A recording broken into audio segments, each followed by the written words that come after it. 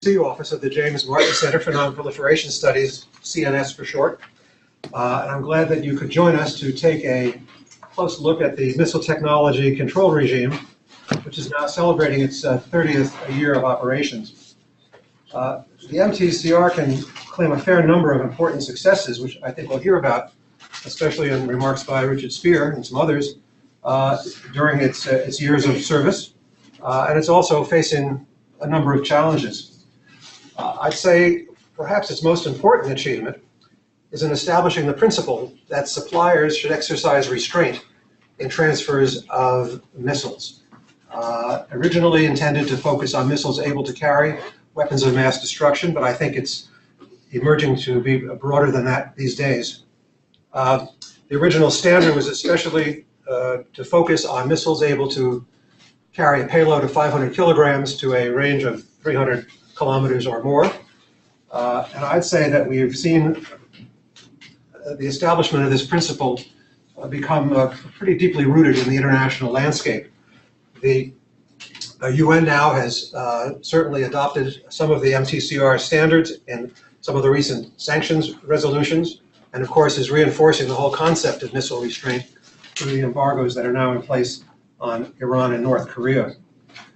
One piece of evidence of how the Mtcr principle seems to be taking on a broader life than it originally perhaps envisioned is that even where missiles that are intended to be used with conventional warheads, there is an element of restraint in what's being sold.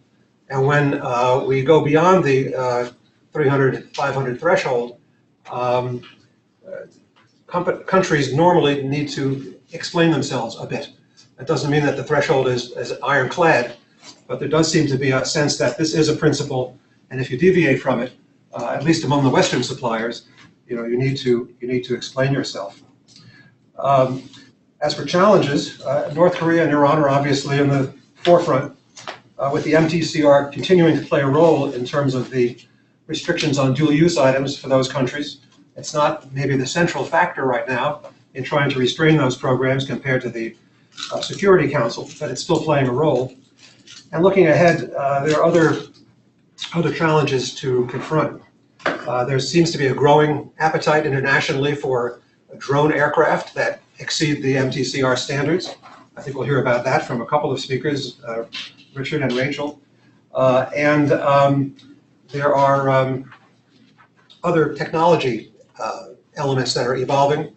Some are making it easier for states to produce missiles indigenously, technologies like 3D printing, and others are just advancing the very capabilities of missiles more generally, such as the advent of hyperglide systems, which perhaps are not here today, but are certainly part of the future. Anyhow, we'll be exploring all of these issues this morning, and I think I'll turn the floor over to Daryl now, who will say a few words and then introduce our first speaker. Great. Well, thank you very much, Sandy. I'm Daryl Kimball, the director of the Arms Control Association. Thanks, everybody, for being here. I also want to thank Sandy for collaborating on this and for really taking the lead in pulling together the great program and for providing the facilities here and for his team here at Monterey.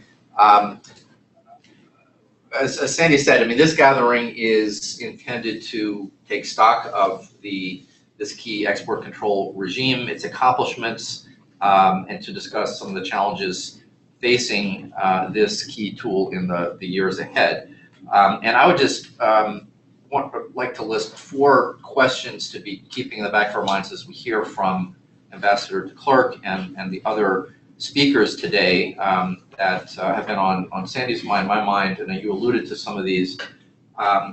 And that is, this is a 30-year-old effort, and we often forget what has been accomplished.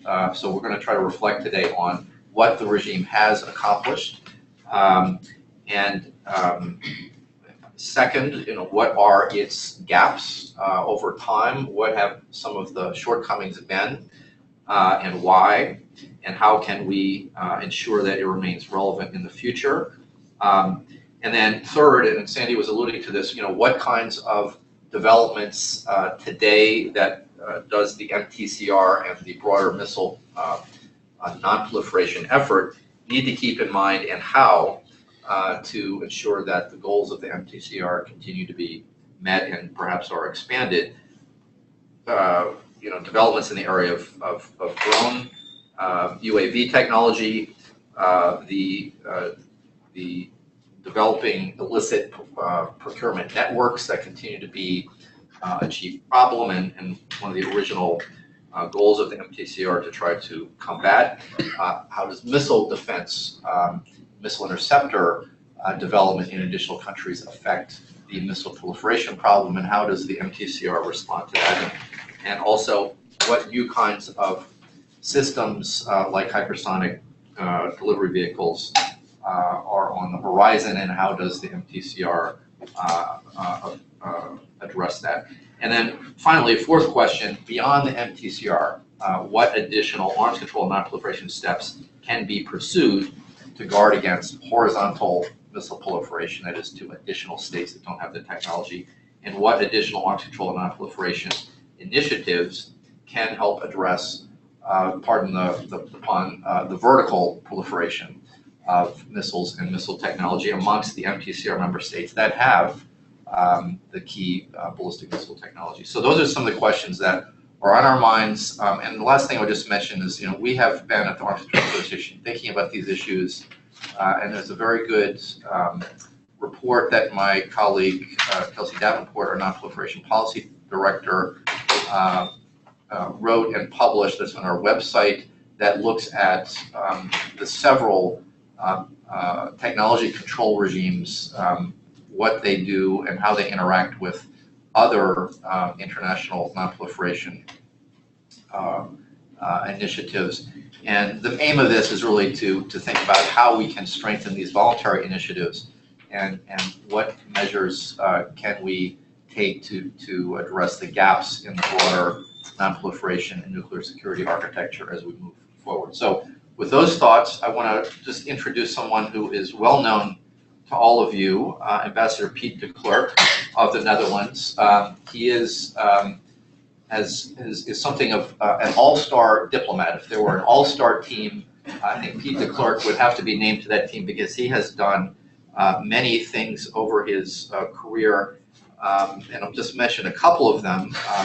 He was the key Sherpa, if you will, in pulling together the Nuclear Security Summit in the Netherlands a couple of years ago. And he has been the deputy permanent rep for the Netherlands at the UN and various other posts around the world for the Netherlands. And he remains one of the co-chairs of the International Partnership for Nuclear Disarmament Verification, is involved in the fissile material cutoff preparatory group at the UN, and he was the chairman of the MTCR from 2015 to 2016, and so he is very, very well qualified. Ambassador de Klerk, thanks for joining us from what looks like a very cozy library. The floor is yours, and I think all the technology is set so that we can hear him, but we'll adjust if we cannot. Good. Ambassador. Okay, just dim the lights. Thank you very much, Daryl. Can you hear me? Yes. Good. Good morning to you all. It's quite a pleasure to be with you, in a sense. It would have been better if I had been in the room with you, but also under these circumstances, I'm very happy that the Arms Control Association and the Monterey Institute organized this birthday party for the Missile Technology Control Regime, even though the MTCR's 30-year birthday is nearly a year ago. So maybe we can celebrate 31, or taking into account that by March 1985, consensus had essentially been reached among the G7, who formed the original group of countries, we could also celebrate 33. But on a more serious note, I welcome public discussion about the MTCR, because to my mind, the MTCR still operates too much in the dark.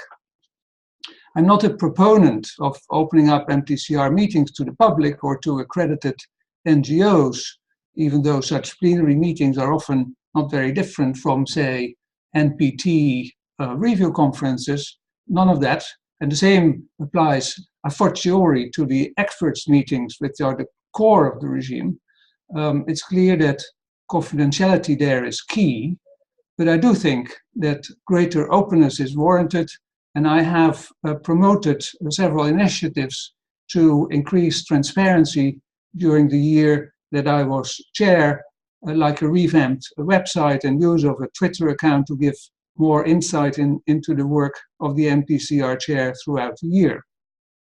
And I've also made clear, like I did when I was the NSG chair, that I was available for interviews so that those interested would be able to understand better how the Mtcr works.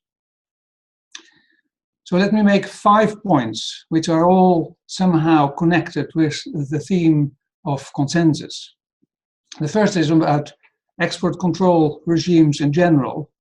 I believe very much in the need for and the value of export control regimes, but that's less of a no-brainer than you might think. Take the Nuclear Suppliers Group, which I also was the chairman of 6-7 years ago. From a non-proliferation point of view, it has proven crucial that nuclear technology holding states with companies on their territory that have the ability to export relevant goods and services, at some point created a level playing field. But there is a tension with the NPT philosophy of anything goes as long as it is under safeguards. Two crucial phases in the NSG. First, in the mid-70s, quite a number of sensitive exports were being planned, exports that could have easily led to further proliferation of nuclear weapons. And it was the restraint that you already mentioned, that the exporting countries committed to, that prevented these developments. Second important moment, when it was discovered in the late 80s that Iraq had imported many products that were relevant for the different enrichment routes that the country explored, goods that were not especially designed or prepared for nuclear use, the NSG decided to add a dual-use list to its nuclear trigger list, going beyond the NPT, but doing so by consensus. Export control regimes like the NSG or the Mtcr prevent that shady buyers hop from country to country and find the government with the lowest norms.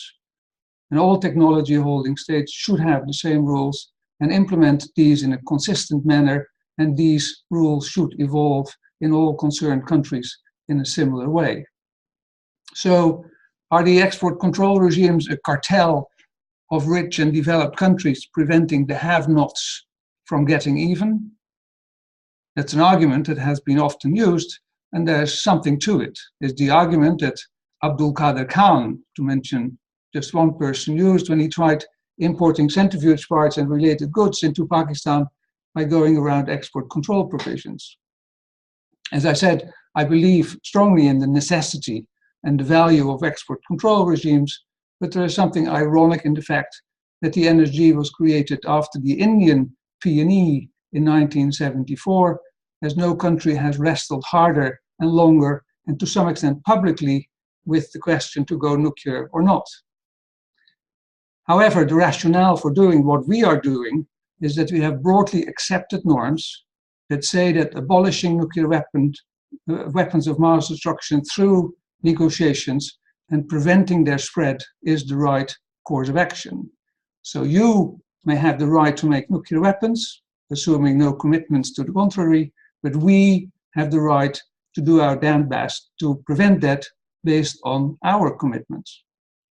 For the Netherlands, and I'm retired, but I have a remark on the Netherlands nevertheless. For the Netherlands and many other countries, that's the norm for our exports.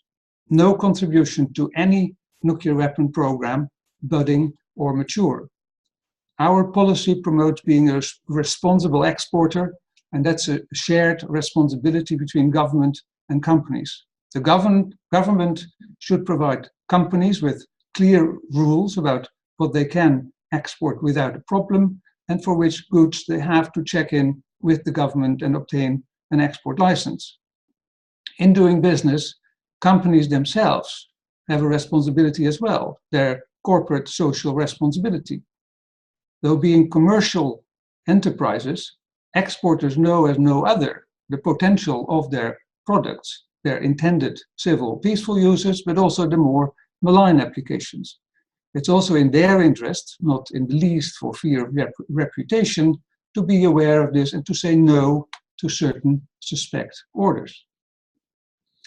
Now I come to the Mtcr itself, which is, to my mind, the weakest of the regimes. The NSG has the NPT, the Australia group has the CWC, and relatively speaking, the Mtcr is on less solid ground than the others because it doesn't have a widely accepted international treaty that underpins the activity.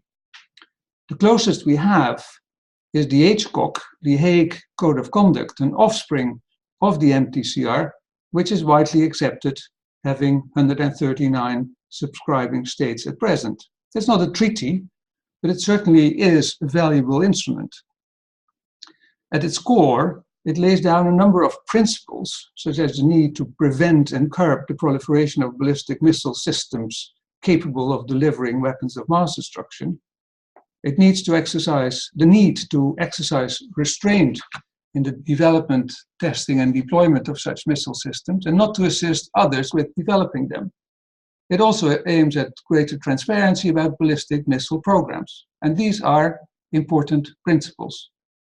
Of course, there is no mechanism for translating them into operational measures, but the fact that a term like restraint is embraced is important, as is the fact that a term like ballistic missile systems capable of delivering weapons of mass destruction is used, because it supports the distinction between such systems and space systems, and thereby enhances the legitimacy of the Mtcr. So the Code of Conduct lays down a norm, but that norm is not internationally legally binding, and the code has no implementation mechanism other than an annual meeting. Therefore, it will always be difficult to ascertain whether subscribing states have honored their obligations. Even asking difficult questions is a problem. Did the US, for example, or India for that matter, to just take two examples, exercise the maximum possible restraint in the development, testing, and deployment of ballistic missile capable of delivering weapons of mass destruction? Despite these weaknesses, the Mtcr partners would do well to nurture the Hague Code of Conduct and to strengthen the relationship between the Mtcr and the code. In that context, I'm very happy that the present Ireland-Iceland chairmanship invited the HCOC chair to Dublin for the most recent annual Mtcr plenary. The code is the best we have for the time being as the normative base for the Mtcr, and it's unlikely we will get anything better in the near future. Unlike in the nuclear and chemical realm, we will not have anytime soon a missile limitation treaty, let alone a secretariat that has the task to verify states' commitments in this area. My third point, and I now come to consensus more properly. The first is that the most important consensus decision for all export control regime is the decision to establish them, to create that level playing field. In the case of the Mtcr, just as in the case of the NSG, such a consensus was reached in a small group. A prime consideration for any export control regime is whether the countries in the regime are the main exporting countries, because you want to have as many of the active and like-minded exporters as possible in the regime, but you also want to remain relatively small, and at the same time you want to have critical mass. And of course, views differ about whether potential members are like-minded enough to be invited to join. For that being like-minded, we have criteria. Prospective members need to subscribe to the Mtcr guidelines, but there's also a political element to such decisions. So one of the difficulties of maintaining consensus in the regime is managing that discussion. In my year as Mtcr chair, I was lucky that the admission of India had been, to a large extent, prepared by my predecessor. And it's no secret that one country, its name starts like India with an I, had a bilateral issue with India that prevented admission of that country during the Mtcr plenary in Rotterdam in 2015. But that membership issue could be finalized during my chairmanship. The role of the chair during the year was very modest, but staying in touch with the two diplomatic I teams, relaying messages from time to time, helped overcome this obstacle, which was quickly becoming an embarrassment. Both sides had a strong wish to resolve the issue, and indeed, it worked. We got consensus, and India joined in June 2016. If the establishment of the Mtcr was the critical moment, it's not surprising that the value and the impact of the regime was greatest in the initial period. It's interesting that the Mtcr in the early days has been credited with achievements that include the dismantlement of Argentina's Condor II project, the cancellation of 2 Brazilian systems, and delays in India's missile program. Interesting, because all these countries are now members of the regime, India with its nuclear deterrent, Argentina and Brazil without, but all 3 countries with excellent missile non-proliferation credentials. And Israel, at one time cooperating with South Africa, is now a de facto adherent to the annex and the guidelines. Perhaps I should single out one other moment in history, other than the moment of its creation, where the value of the export control regime increased, a moment in which their stocks climbed significantly. That moment, in my view, was the adoption of Resolution 1540, the 2004 resolution in which the Security Council decided that all states should refrain from helping non-state actors in any way with acquiring weapons of mass destruction.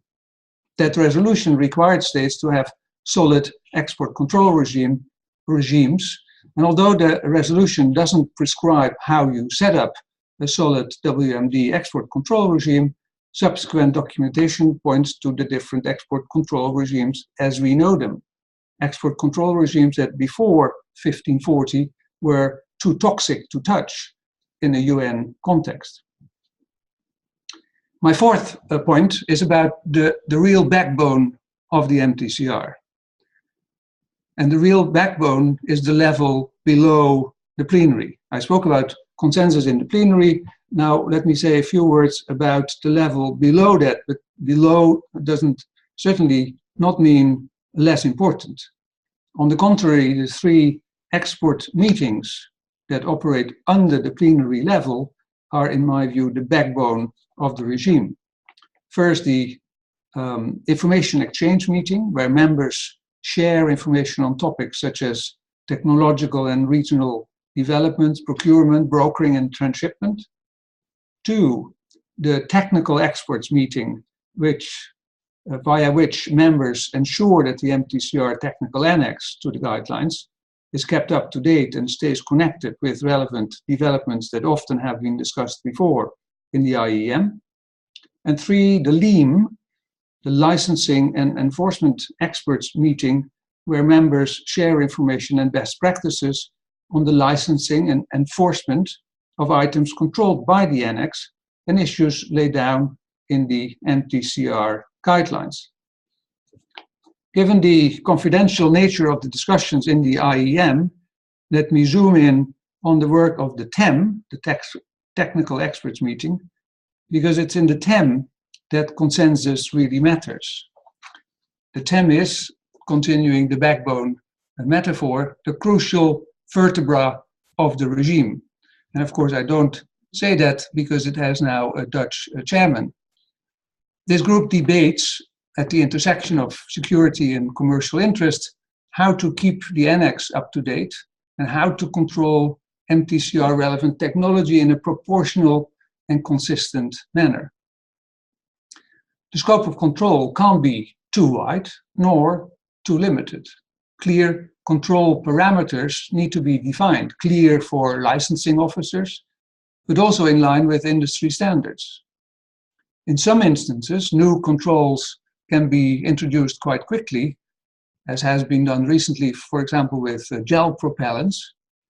But when the potential impact on industry is large, or when views on control parameters differ strongly, it can take quite some time to get consensus among the 35 MTCR members, as was the case, for example, with aerothermodynamic test facilities.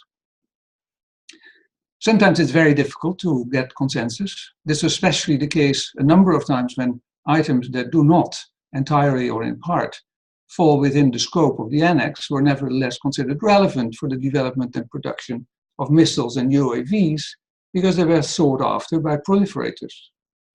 So the plenary level, at the plenary level, the consensus decision made back in 2003 was to amend the guidelines to require all partners to have catch-all controls in place, enabling them to control items not covered by the annex when they may be intended for use in connection with WMD delivery systems other than manned aircraft. This forces countries of concern to revert to less optimal design solutions, increasing costs and delaying programs.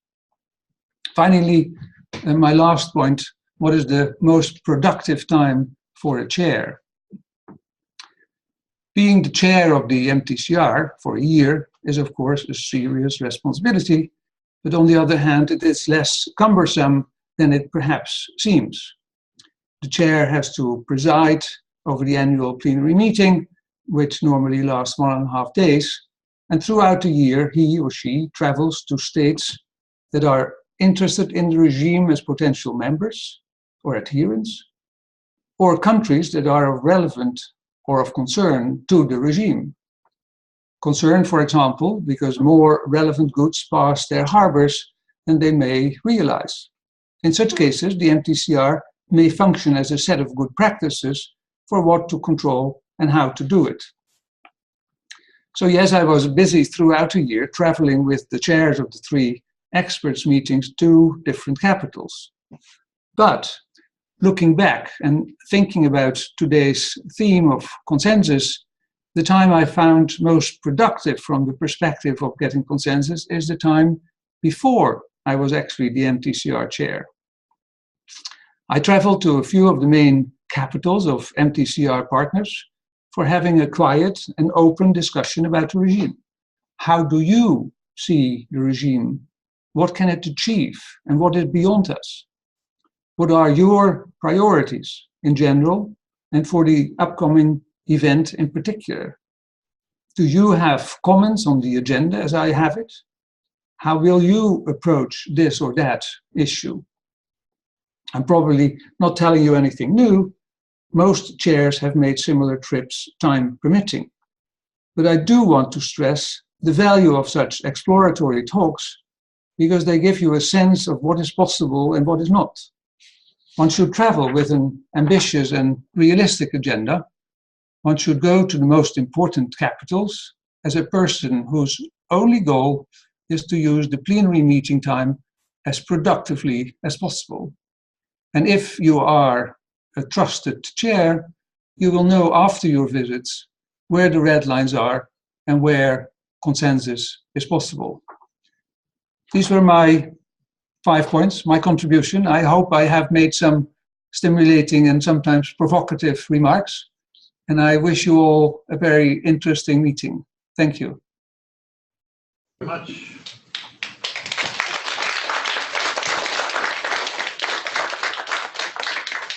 And Piet, if you have a few minutes, I think we might be able to have a little bit of discussion with you before you have to depart. What is your time constraint at this point?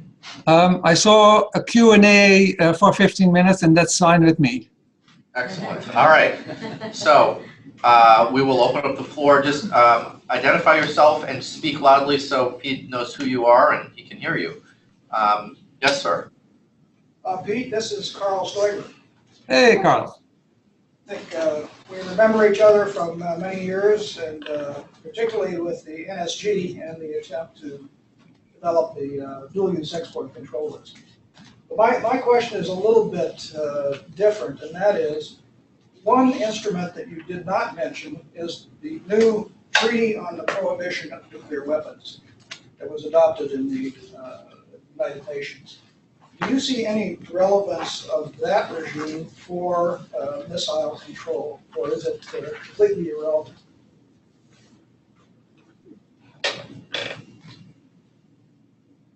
Sandy, you want me to answer? Oh, yes, please do, and then we'll have a couple more as we go along.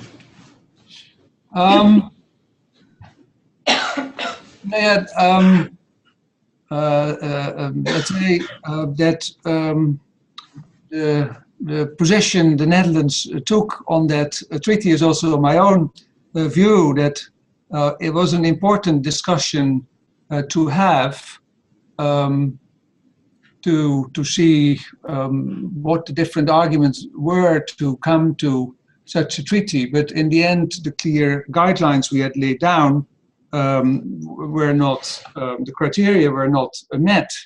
So in the Netherlands, but also in my own view, it's a draft treaty that may or may not enter into force, that is of a limited value, especially also because I do not expect that not only the nuclear weapon states will become a party, but also many or most of the exporting countries will not join. So from a perspective of export control, it will not do much. We'll see how the story further develops. But I do not see it as a major instrument relevant to energy or Mtcr for that matter. All right, other questions, comments? Darryl, Yes, go ahead, Sandy. So at this moment, I guess we'll be hearing a little bit more later in the day, missile capabilities are spreading, and not only to the nuclear weapon possessors, but to other countries. But these other countries are party to the Non-Proliferation Treaty, they're parties, most of them, to the chemical and biological weapons treaties. And so these are missiles that are going to be part of a conventional arsenal, but are still being managed to a degree, these transfers, within the Mtcr context. And I think that's a good thing. I think it shows that the general principle of restraint in missile transfers has gotten beyond the question. It's never left the question of limiting transfers where weapons of mass destruction are concerned. But I think now, as you see the systems and the export controls and the licensing applied in other contexts, I think it suggests that the role of the Mtcr is sort of gradually evolving and expanding a bit. Is that something you would agree with? I should be looking at the camera, not at your picture. But would you agree with that evolution? Yeah, thank you. I don't know whether I've given that much thought, but when you mentioned it in your introduction, it already clicked in. I think it is important that this is a regime about nuclear capable or WMD capable missiles and UAVs. So there should be that clear guideline. There should be no mission creep. As I said, the base in itself is rather weak, and to have mission creep would make it even weaker. But I do see your point that in actual practice, as there is no 100% clear dividing line, that it could have the effect that it also limits certain developments in the conventional realm, and I guess that is a good effect in addition. But we should be clear about our core mandate. The missile correctly, it was a cruise missile sold to the Gulf states by, I think, France and or the UK. But an effort was made to make clear, as the export was moving ahead, that the actual capabilities of the missile would be within the MTCR 500, 300 parameter. Why would a country bother with that unless the standard had sort of become pretty well embedded? Because clearly these countries were not going to have weapons of mass destruction. So I think it may not be a mandate that the MTCR wishes to embrace explicitly, but I think it is casting a positive shadow, if I can mix a metaphor. Well, it's a restraining shadow over other missile transfers, at least among the MTCR family. All right. Other questions, comments? Sandy's got it. You can So go. once I have you on the line here, I may as well try to explore a little bit more.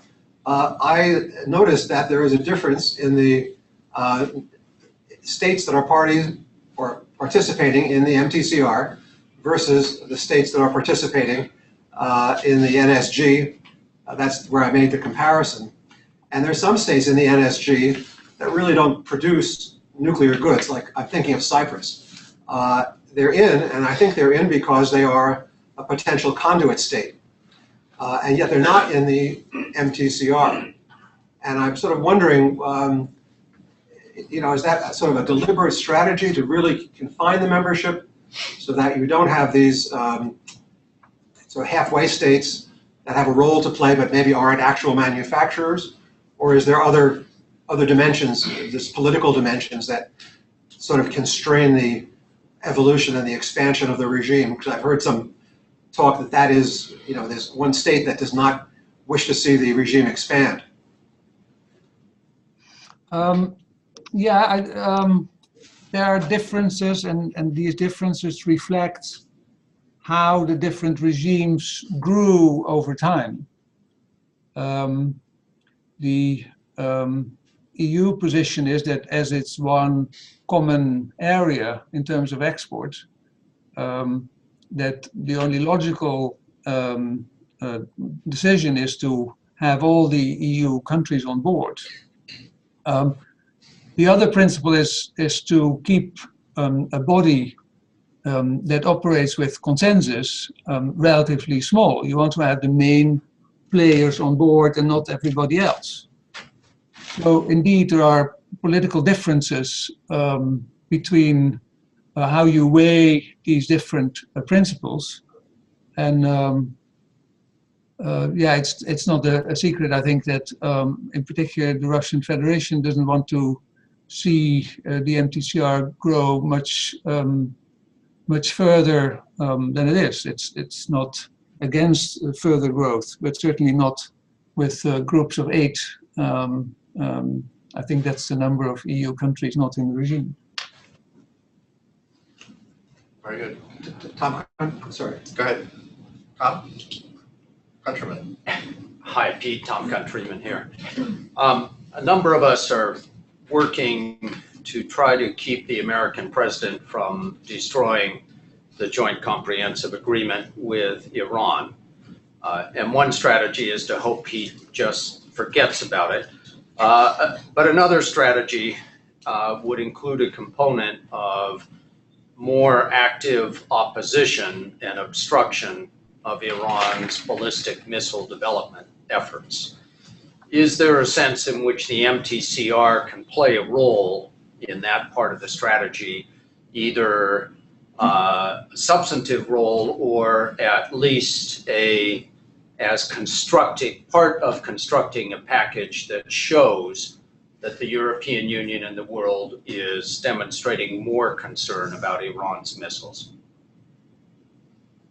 That's politically a very important question, Tom. I shouldn't say much about it, especially because everything I would say would be in something instead of the actual chair. But I think this question is, first of all, a deal is a deal. And if you start trying to change the deal, then you risk getting or breaking the deal. But if you want to start again trying to have other language than what is now in the Security Council resolution about, I forgot the precise words, but we know what is in there. I think it's first and foremost important that within the P5+1, there's some level of seeing eye to eye whether any of such a new effort to change the goalposts has any chance. I don't see, but then I haven't thought about it. I don't see how the Mtcr can play an important role there. Any one final question, because we're just about out of time. I want to thank you, Ambassador Klerk, for joining us remotely. It's been great to have you, your insights. I think everyone here appreciates it, and we're going to continue on with our program, and I'm going to turn it back over to Sandy. But everyone, please give Ambassador Klerk.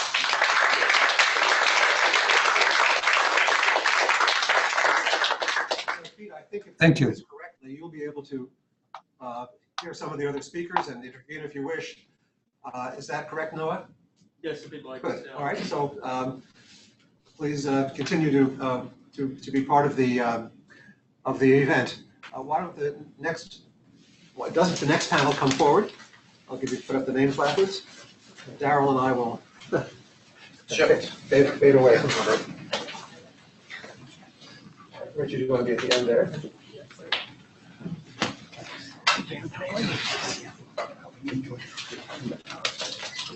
No, thanks for it. Like I forget to say hello. Hello. Hello. Thank you for coming. Welcome. Where do you want this to sit? Richard Speier. There, Tom, you can be. Okay. Chair. And then Mike, you can be at this position. Okay. Good shape. Is this order good for everybody? Is there any reason to change it? Okay. So. Just say. How are you today? How are you? All right. Mm-hmm. So here. Microphone we can use. Or discreet. So we'll figure out the mic, so I'm gonna turn it on.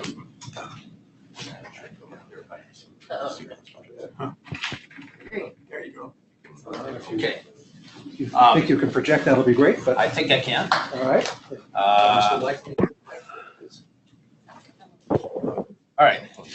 Thanks very much, and a special thanks to Ambassador Klerk for a great way to get us started on a little bit of celebration, but a lot more reflection on what 30 years of the missile tech control regime have meant, what it's accomplished, as Sandy noted, and what the gaps and challenges are.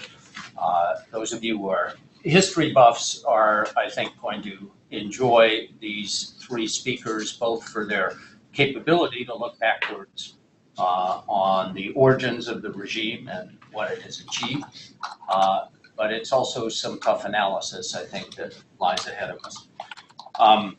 So the Stimson and, the James Martin Center and the Arms Control Association have put together a great group that represents those fine people who have been attracted by the fame and glamour of missile technology. And I'm very pleased to be able just to introduce them. Richard Speier is currently with the RAND Corporation. Of course, a lot of you will know him from his earlier career in the Secretary of Defense's office, where he started the Office of Non-Proliferation Policy, and most importantly for his seminal role in the U.S. in guiding us towards the creation of the missile technology control regime. So, Richard, we're very happy to start with you and with anything that you'd like to tell us about. Thank you, Tom. And thank you, Sandy and Daryl, for inviting me to be here. we got some hard acts to follow from Sandy and Daryl and Piet. But I'm going to focus on a few of the many things we could discuss about the Mtcr. I'm going to focus on how we came up with the 300-500 criterion, and the other technical focus is foci of the Mtcr, and the rules that we developed to apply to these, and how things have developed since the Mtcr was announced in 1987, and how things might look for the future.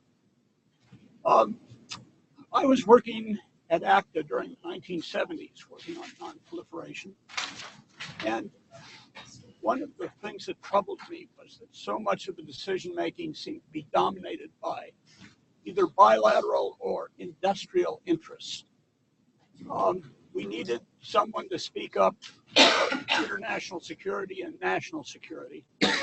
And so it became of interest to me to get the Defense Department more active in non-proliferation. The opportunity came along in 1982 when I was invited to set up an office in the Defense Department, the Office of Secretary of Defense. It became known as the Office of Non-Proliferation Policy.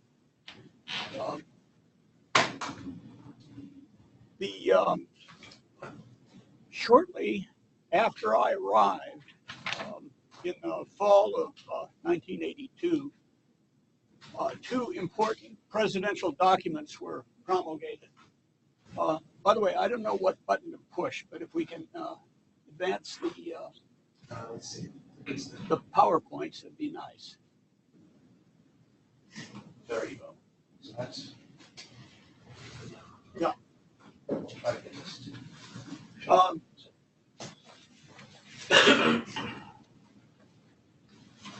So you push this to advance it. Okay. Arrow on the down arrow. Down arrow advances. The two presidential directives were National Security Decision Directive 50 and 70. NSDD 50 involved space cooperation. From my point of view, it was a mess as far as policy guidance. It had 17 different criteria for judging proposals for space cooperation, and vague criteria for sharing space launch vehicles with other countries. Space launch vehicles, of course, were of interest to me and to anybody interested in missile non-proliferation because their hardware and technology is essentially interchangeable with that for ballistic missiles, especially large ballistic missiles like ICBMs. The other presidential directive was NSDD 70, which which was highly focused. It had one objective, which was to hinder the spread of nuclear-capable missiles. Nuclear capable was not defined, although it did say it was not interested in missiles that had a range only within the immediate battle zone. It was looking at missiles that could go beyond that.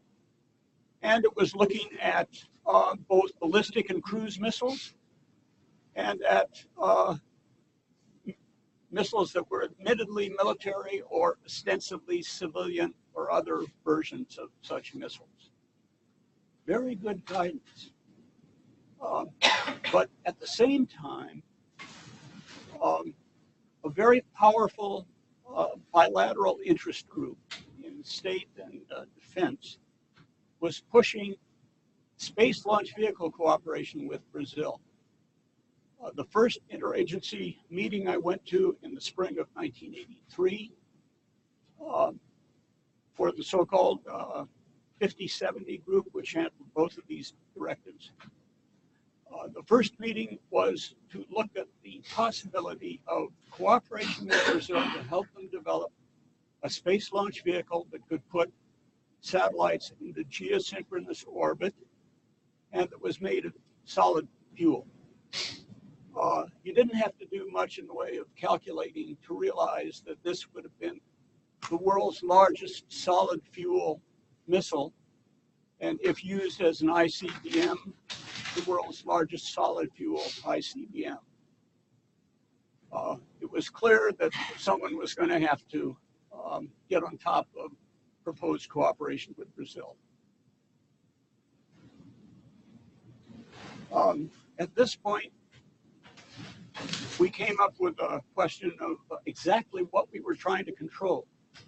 The State Department had come out with what I would call what I called at the time a squishy list that currently looks more or less like the Category 2 list and rules in the Mtcr, but with a lot of the improvements missing. It was a broad list of missile components, maybe a dozen in total, and a suggestion for maybe half a dozen criteria to review exports of these components. Such things as the nature of the space program of the country that would receive the components, regional concerns, and such. It didn't give us much focus. So I tried my hand at what we called a short list of denials, which was to list what are now Category 1 types of missiles and their components, and to suggest that these items should not be reviewed on a case-by-case basis, but should just be embargoed, period. We tried this out at the first meeting of the Mtcr partners, the United States, Canada, England, France, Germany, Italy, Japan, so-called Economic Summit 7. We tried this short list of denials out. The State Department was sure that it would not sell, mainly because it treated space launch vehicles as restrictively as ballistic missiles. But we tried it out on the group, and almost everybody loved it. The technical people loved it because it gave them a specific definition of what we should be worried about.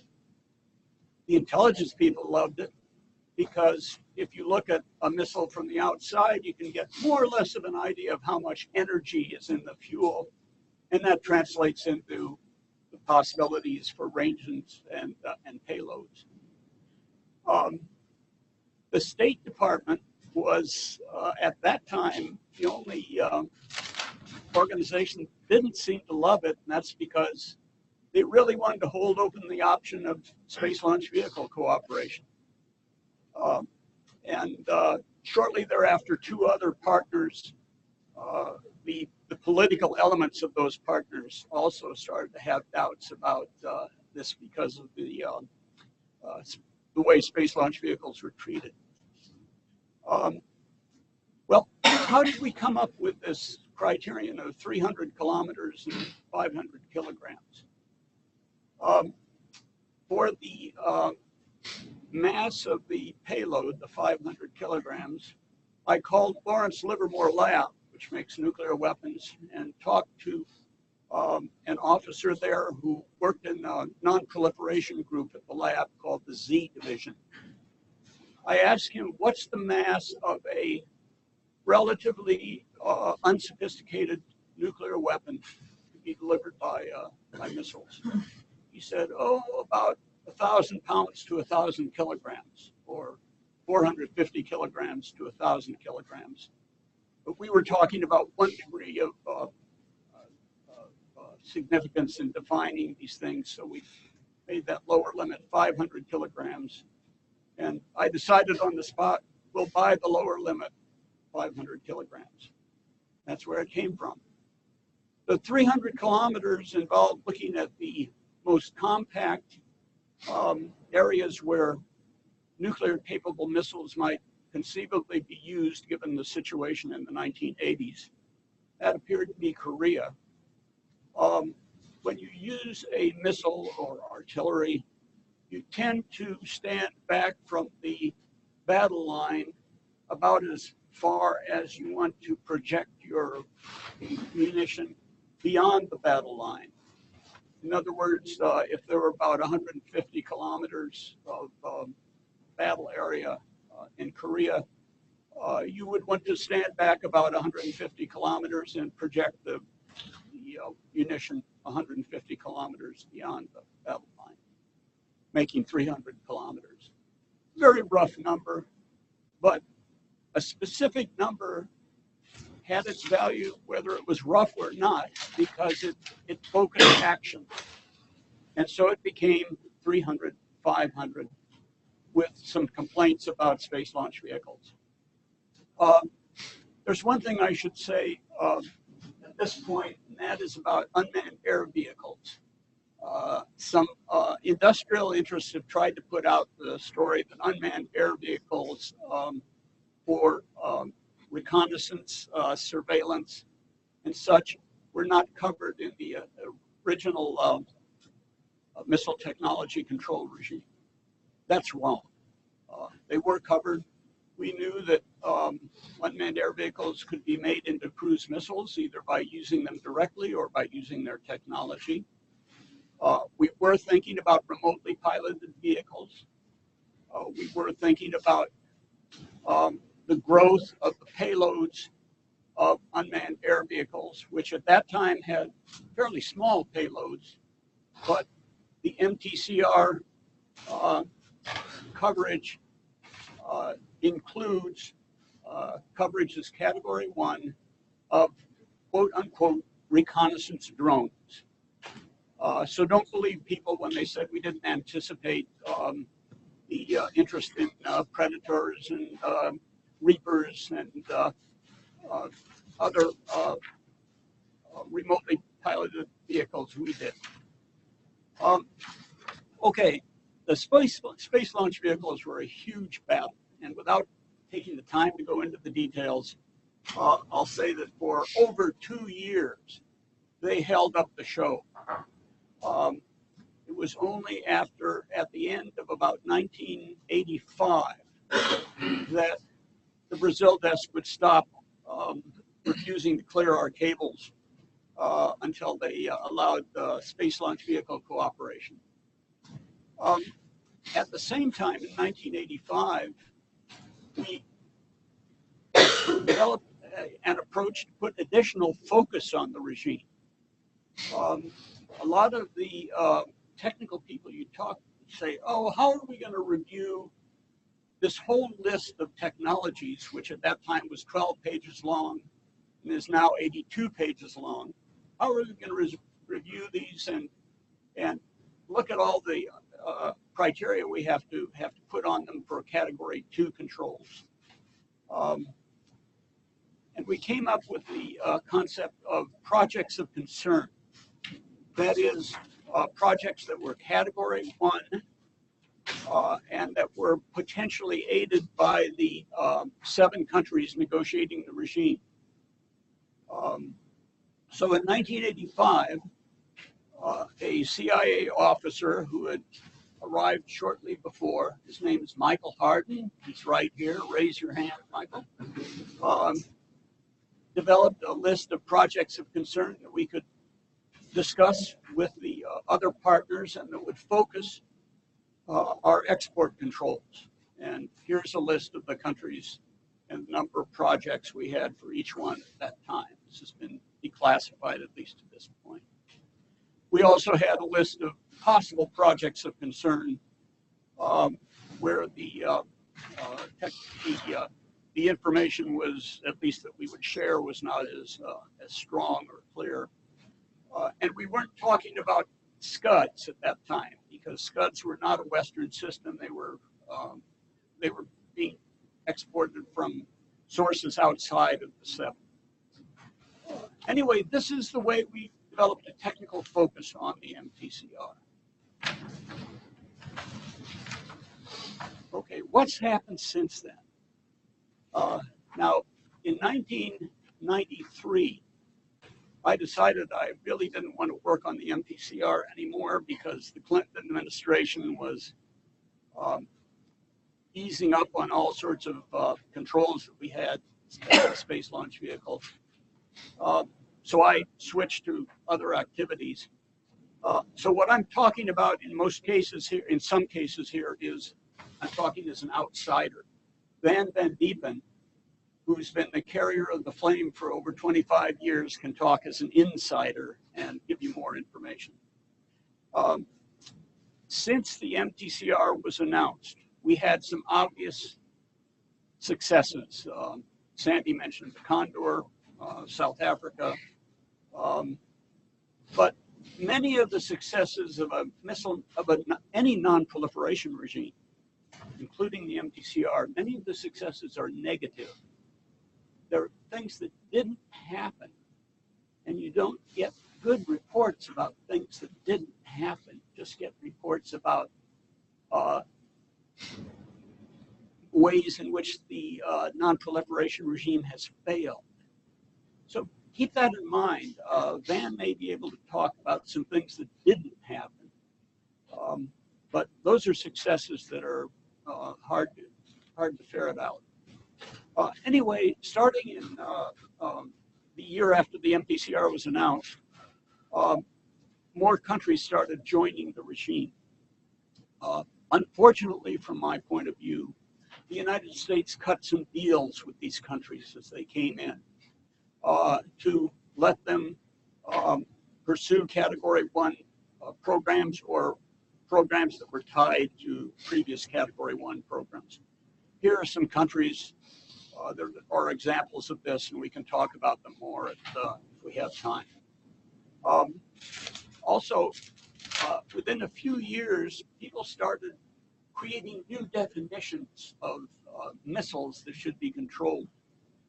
One of the obvious cases was after the Gulf War, the Desert Storm, where the United Nations Security Council Resolution 687 described the missiles that had to be removed and destroyed in Iraq.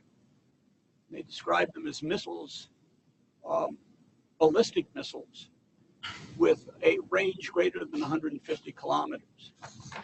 Well, any engineer will tell you it doesn't define the missile if you just say the range. You have to say a range and a payload. Otherwise, is it a great big missile with a range of 150 kilometers where you could lighten the payload and give it a longer range, as Iraq had showed before and during the Desert Storm? It was a very bad definition. It was come up, but people, it illustrated people, first of all, worrying only about ballistic missiles and not about cruise missiles. That, to my mind, is a problem with the Hague Code of Conduct that Ambassador de Klerk talked about. What about cruise missiles? And also, the Hague Code of Conduct treats space launch vehicles and ballistic missiles differently. Is that a good idea? I don't think so. In 1993, actually negotiated in 1992, some improvements were made in the missile technology control regime. First of all, the coverage of missiles capable of delivering any weapons of mass destruction. And secondly, a new test for to focus your controls and on the most restrictive controls. That's the so-called intended test.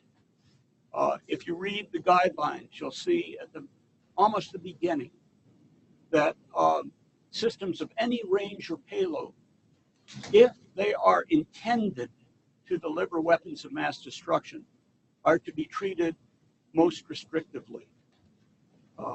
From my point of view, that was a real improvement. Finally, Sandy has mentioned the broad acceptance of the 300, 500 criterion. Okay, it's just a number. Maybe you can argue that it should be a little more, a little less. But if you look at the exports made and attempted to be made in the world, there's very broad acceptance, at least in nominally, with a little fuzziness around the edges of that criterion. Okay, let's talk even more briefly about the development of rules for handling these kinds of missiles. The NSDD 70 had very strong language. Prohibit, deny, stringent, prevent any. It wasn't ambiguous. And the Category 1 rules about exports and the rare occasions when you could make a Category 1 export reflect this NSDD language, or at least the spirit of the NSDD language. Originally, as I mentioned, we wanted to have a complete embargo on this short list of denials, which became Category 1 list.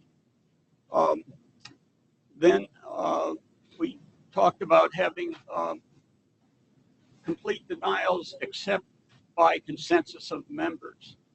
But the members didn't want to have a review of their exports by other countries. That smacked too much of COCOM, which was the organization to control exports to the communist bloc. So then there was a question about, well, something like, in principle, will deny these Category 1 exports. Well, as one of our partners pointed out, in principle, no often means yes. It just wasn't a real control. So eventually, through a fascinating process, we came out with Category 1 systems being subject to a strong presumption to deny export, being rare. And in the rare cases in which they were exported, the supplier government, and not just the recipient, had to take all steps necessary to ensure that the end use and the end users.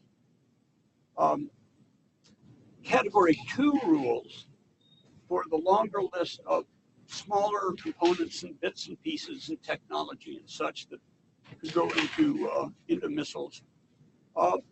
They look somewhat like the State Department squishy list, but they got more backbone in them, to use Ambassador Klerk's words. He mentioned the catch-all controls, where if you didn't have something on the list, but you identified a project of concern, then anything being exported to that project of concern required a license and review. There was also the no undercut rule, where if one member decides to deny an export and notifies the other members, then they must respect that denial of the same thing to the same user, or consult with the original denying party. Both of these innovations, which started the Mtcr, are now standard parts of other export control regimes. And that's an often ignored contribution of the Mtcr to export controls. Here are some developments that came later with respect to the controls. The membership expansion created its own problems. OSD, during the George W. Bush administration, essentially had its non-proliferation policy office wiped out. Starting with the Clinton administration, Mtcr membership was often offered as a diplomatic bauble to show that you liked the country rather than that it helped them. And there was some sneering at the idea of regime tenders who cared a lot about the nuclear suppliers group or the Mtcr. Most recently, the rare nature of Category 1 exports has been challenged by the number of unmanned air vehicles of Category 1 capacity that the United States has approved in the last dozen years. By my account, we've approved the export of 101 UAVs to 11 countries. Is this a rare set of Category 1 exports? I ask the question. Finally, in the future, of course, a lot of the focus now is on North Korea and Iran, but what about all these other countries? And what if Japan and Australia decide to get ballistic missile, long-range Category 1 missiles and maybe nuclear weapons for them? What will that do to restraint around the world? We see an increased focus on missile defenses, which have, in many ways, the same effect as missile non-proliferation. That is, they reduce the potential impact of missiles on targets. So in many ways, missile defenses and missile non-proliferation are complementary. Two possible subjects for future controls are penetration aids against missile defenses and hypersonic missiles, which can greatly destabilize military standoffs. Finally, I leave you with the question of what's the best way to further restrict missile proliferation, especially if you're adding something new like controls on hypersonic missiles that don't necessarily have 500 kilogram payloads. In fact, they may have no payloads at all because of their kinetic energy. They can destroy a target just by crashing into it. What if we want restrictions on these? Should we negotiate them within the MTCR? In some cases, it may be better to start outside the MTCR. For example, a RAND study that I was a part of on hypersonic non-proliferation recommended that the United States, China, and Russia jointly agree to embargo such missiles and then expand the discussion into the MTCR. So these are a few topics. Unfortunately, I didn't have several hours to talk, but thank you for inviting me. Thank you, Richard. I'd be happy with several hours, but I don't think it'll work this morning. But that was fascinating, and I want to thank you both for recounting the history and especially for being a driving part of this. Next, Michael Elleman will give us a few thoughts in about 15 minutes. Again, most of you know Michael, his expertise on Iranian ballistic missiles, as well as on the MTCR generally. I'm very jealous because he actually got to do things that I was only peripherally involved in, such as searching for WMD in Iraq and destroying old Soviet missiles, the kind of stuff that is fun. But then I was stuck in Washington. So Michael, please. Yeah, the only thing more fun than destroying ballistic missiles is watching one fail, because it means more money will come in.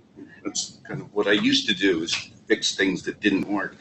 Well, I have to say it's a bit humbling to follow Richard Speier and talk about MTCR, given the role he played in creating it. But I also see that I'm sitting amongst quite a few other experts, Tom, Sandy, Vann, a number of you in the crowd. So this is a bit of a humbling experience.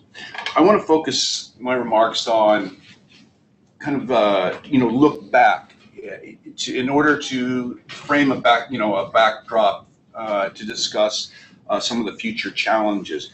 But I think it's important to look and reflect on just how successful I think the MTCR has been. As Richard said, people like to point out the failures, and there have been. But I think the successes are quite interesting, and they tell us a little bit about the challenges we'll face in the future. Now, in the late 1980s, 1990 timeframe, I was out at CSAC at Stanford and co-wrote a book on missile proliferation with some others. I actually found it in my archives at home. And I looked to see what we forecasted, what's the future going to look like? And mind you, this is in 1990 or 91, I think, when it was published. We had argued that, in the next 5 to 10 years, you could see up to 8 ICBM capable countries. We listed Israel, India, Pakistan, Taiwan, the DPRK, South Korea, South Africa, and Brazil. Some of those it would be 10, 15 years out, but others it would be 5 years out from the early 90s. We look now, and there's really only 2 have actually gotten to that state. That point in their programs. That's India, which still hasn't deployed an ICBM, but they've been testing them. And you have the DPRK, which unfortunately has been very active in the last few years. I think we need to understand why why it's been successful. And the one weakness that the MTCR holds, and it's not the MTCR's fault per se, but that's the transfer of technology and hardware between non-members. And we can all point to North Korea as one of the main culprits of transferring technologies. But we also see Iran doing this in Syria, in Lebanon with Hezbollah, and we've also seen apparently cooperating with the Houthis in launching Qayyam missiles towards Saudi Arabia. Now, going back to MTCR successes, I think that we underestimate the role the MTCR played in helping to shutter programs in Argentina, South Africa, Brazil, the ROK, Taiwan, and as Richard said, preventing people from even considering or going forward with ballistic missile or even cruise missile programs. So I think that's an important element to think about, the diplomatic leverage MTCR provides what's left of our State Department. Again, really the failures that we've seen to date, the failure to stop the spread of what I would call robust missile capabilities. Again, you have the DPRK and India kind of leading. These are countries that appear to be increasingly self-reliant, especially in the case of India. You have Pakistan that has a kind of a stockpile of different types of missiles, mostly in the solid propellant variety that the PRs or that China has provided them the capability to make. And then you have Iran. Other than that, we haven't seen the growth of real missile powers. Now, one could argue that the ROK belongs in there now because they're producing some very sophisticated short and approaching medium range missiles. But in the large part, this is the MTCR, with one exception, has curtailed the liquid propellant missiles and the development of long-range capabilities. In many ways, I always thought that the early proliferation of Scud missiles was probably helpful because no country tried to develop their own liquid propellant engine, or they weren't actively trying to. They were too busy trying to buy Scud. So it kind of retarded countries' ability to really pursue an independent capability to design, develop, and then produce liquid propellant engines. That's not true with solid propellant motors. And this is one of the most worrying trends that I've seen over the last 10 years or so, and that is the number of countries that can produce solid propellant. Often they start by building long-range artillery rockets, meaning close-range artillery rockets, those that fly less than maybe 200 kilometers. This is how Iran got started in this technology. But you have SRM, or solid rocket motor production capabilities in Korea, South Africa, which is gone, Israel, Brazil, Pakistan, India, and Iran. Iran, India, Pakistan, and the Israelis, the ROK, all have sophisticated propellant production capabilities. It appears that the DPRK is pursuing that. But most of these countries began by importing things that were not controlled by the Mtcr, using them to produce Mtcr compliant rockets, and used the experience they accrued operating the production lines to be able to expand the size of the motors they could produce and thus the range that they could achieve with missiles. And I see this as a probably the biggest challenge going forward on the ballistic missile area. Cruise missiles, we've seen a lot less development, but I think that's going to change. I think we talked about Storm Shadow, or I call it Black Shaheen. So I think that's the French name for it. But, and then there's the Brahmos program, which has always been troubling. And that's a supersonic cruise missile that the Russians and Indians have worked on. But on balance, Mtcr succeeded in curtailing the hardware transfers to a lot of different countries, and it helped shutter program. Something that's harder to control is the transfer of knowledge and expertise. We've seen in the late 90s a number of Russian scientists and Ukrainian scientists that were, working on programs in places like Iran and North Korea. In fact, I brought along a little book that it's a collection of lectures that Vadim Vorobey, a professor at the Moscow Aviation Institute, gave in Iran. And it just so happens to have drawings and detailed manufacturing instructions for the Nodong engine. I can't find the page that it's on, but believe me, it's in there. I've talked with him and some of his colleagues that work in the various countries a number of times over the years.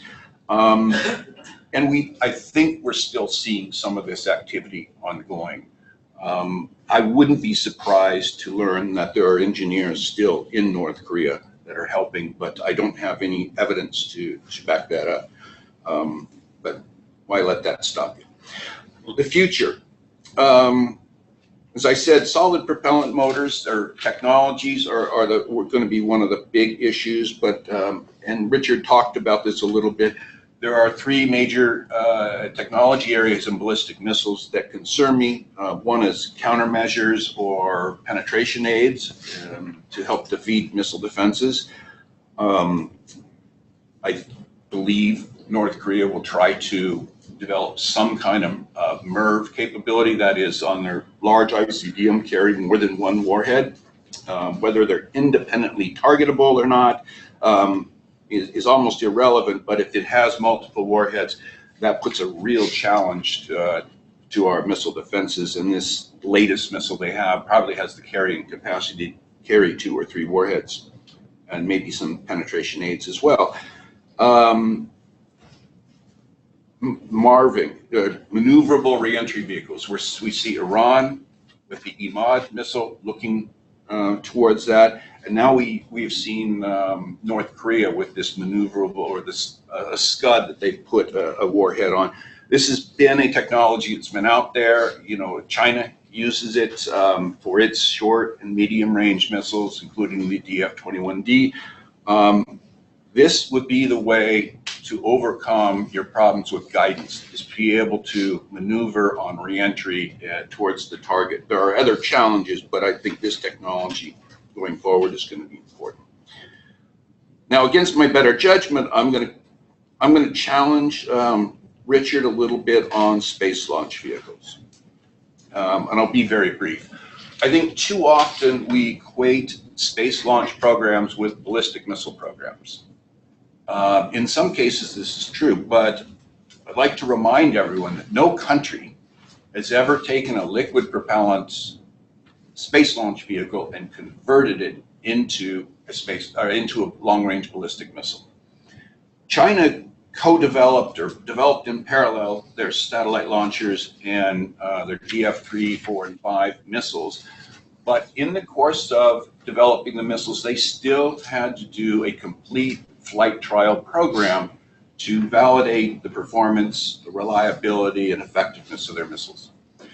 So there is no shortcut. The space programs have not been decisive in any country's missile proliferation. And I think it's very instructive to go back and you look at North Korea.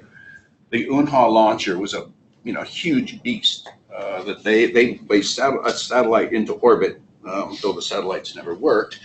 But then when they got serious about developing an ICBM, it took a completely different form with different technologies.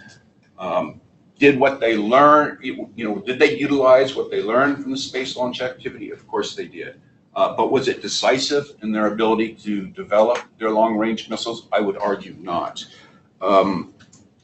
If a country develops space launch capabilities and it's clear that the system is optimized for space launch, I think we need to consider allowing some states to pursue that if they do it very transparently, and there are some smart regulations or restrictions on what technologies they can use, and I can talk about that a little bit in the question and answer period.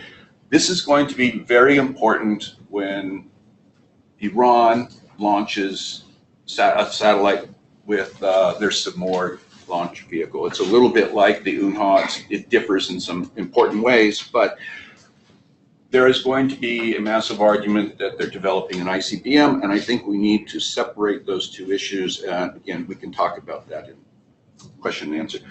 Now, what do I worry about most going forward? It's not actually the ballistic missiles, it's the cruise missiles, UAVs. We're already beginning to see this. I'm not sure how you can place controls on short-range drones that we see even ISIS using. But this is going to be a big challenge, and I think that range becomes less important with cruise missiles, primarily because they're much more mobile, they're smaller, you can put them, place them in areas closer to the target, in some covert way. So the range restrictions aren't quite as important as they are with ballistic missiles, which are harder to transfer, though.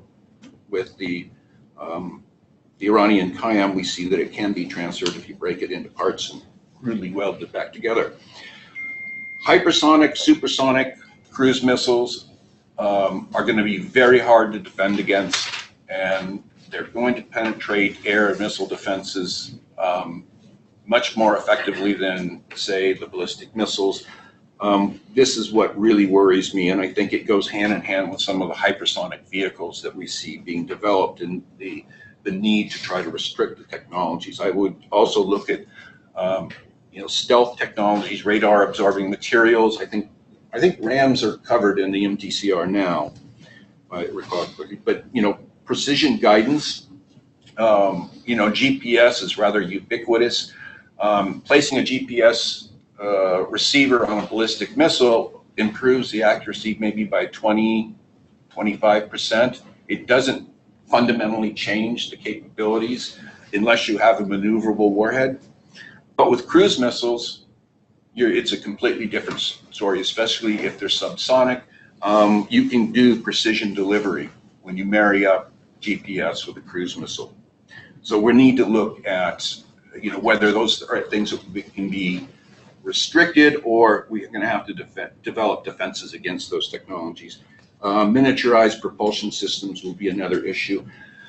On the UAVs, I looked at this, it was maybe 5 years ago. In fact, it was when the 25th anniversary of the Mtcr came up. And I talked with some industry folks. In fact, we talked with Vann about this. And that is, how do you treat some of the high altitude, long endurance systems? We're not taking Predator, but we're talking, Global Hawk. You buy one or two of these, it's $1 billion deal because you have to have all the satellite communications, everything else. Is that something that should really be restricted by the Mtcr?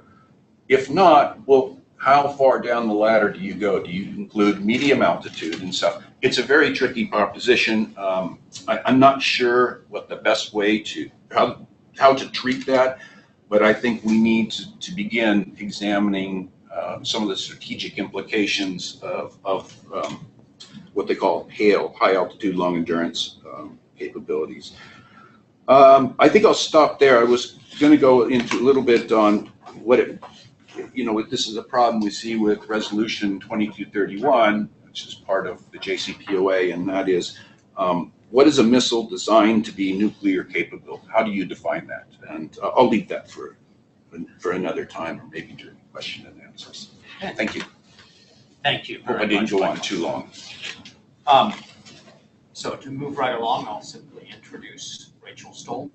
I had the pleasure to work on a number of issues on the conventional arms side, particularly the treaty.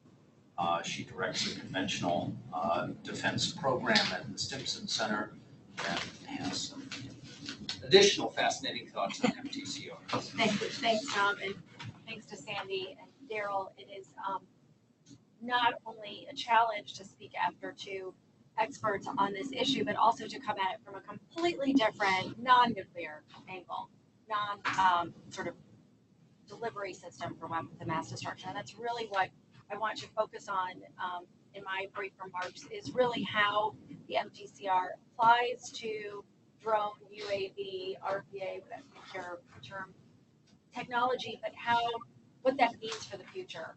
We have seen massive proliferation of this technology. Is the MTCR the right vehicle or forum to discuss that?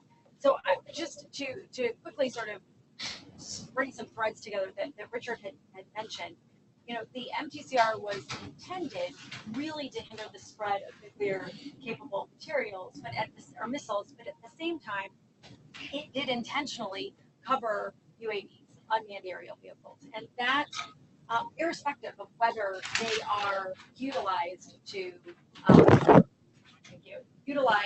deliver weapons of mass destruction. So even if it's not a delivery system, it's still captured in the MTCR. And there are, as Richard discussed, there are Category 1 systems and Category 2 systems. But the reality is that the majority of UAVs at the time of the MTCR were captured under that threat. So how does that really relate to drone exports that we're seeing today and the reality of the environment in which we're living today?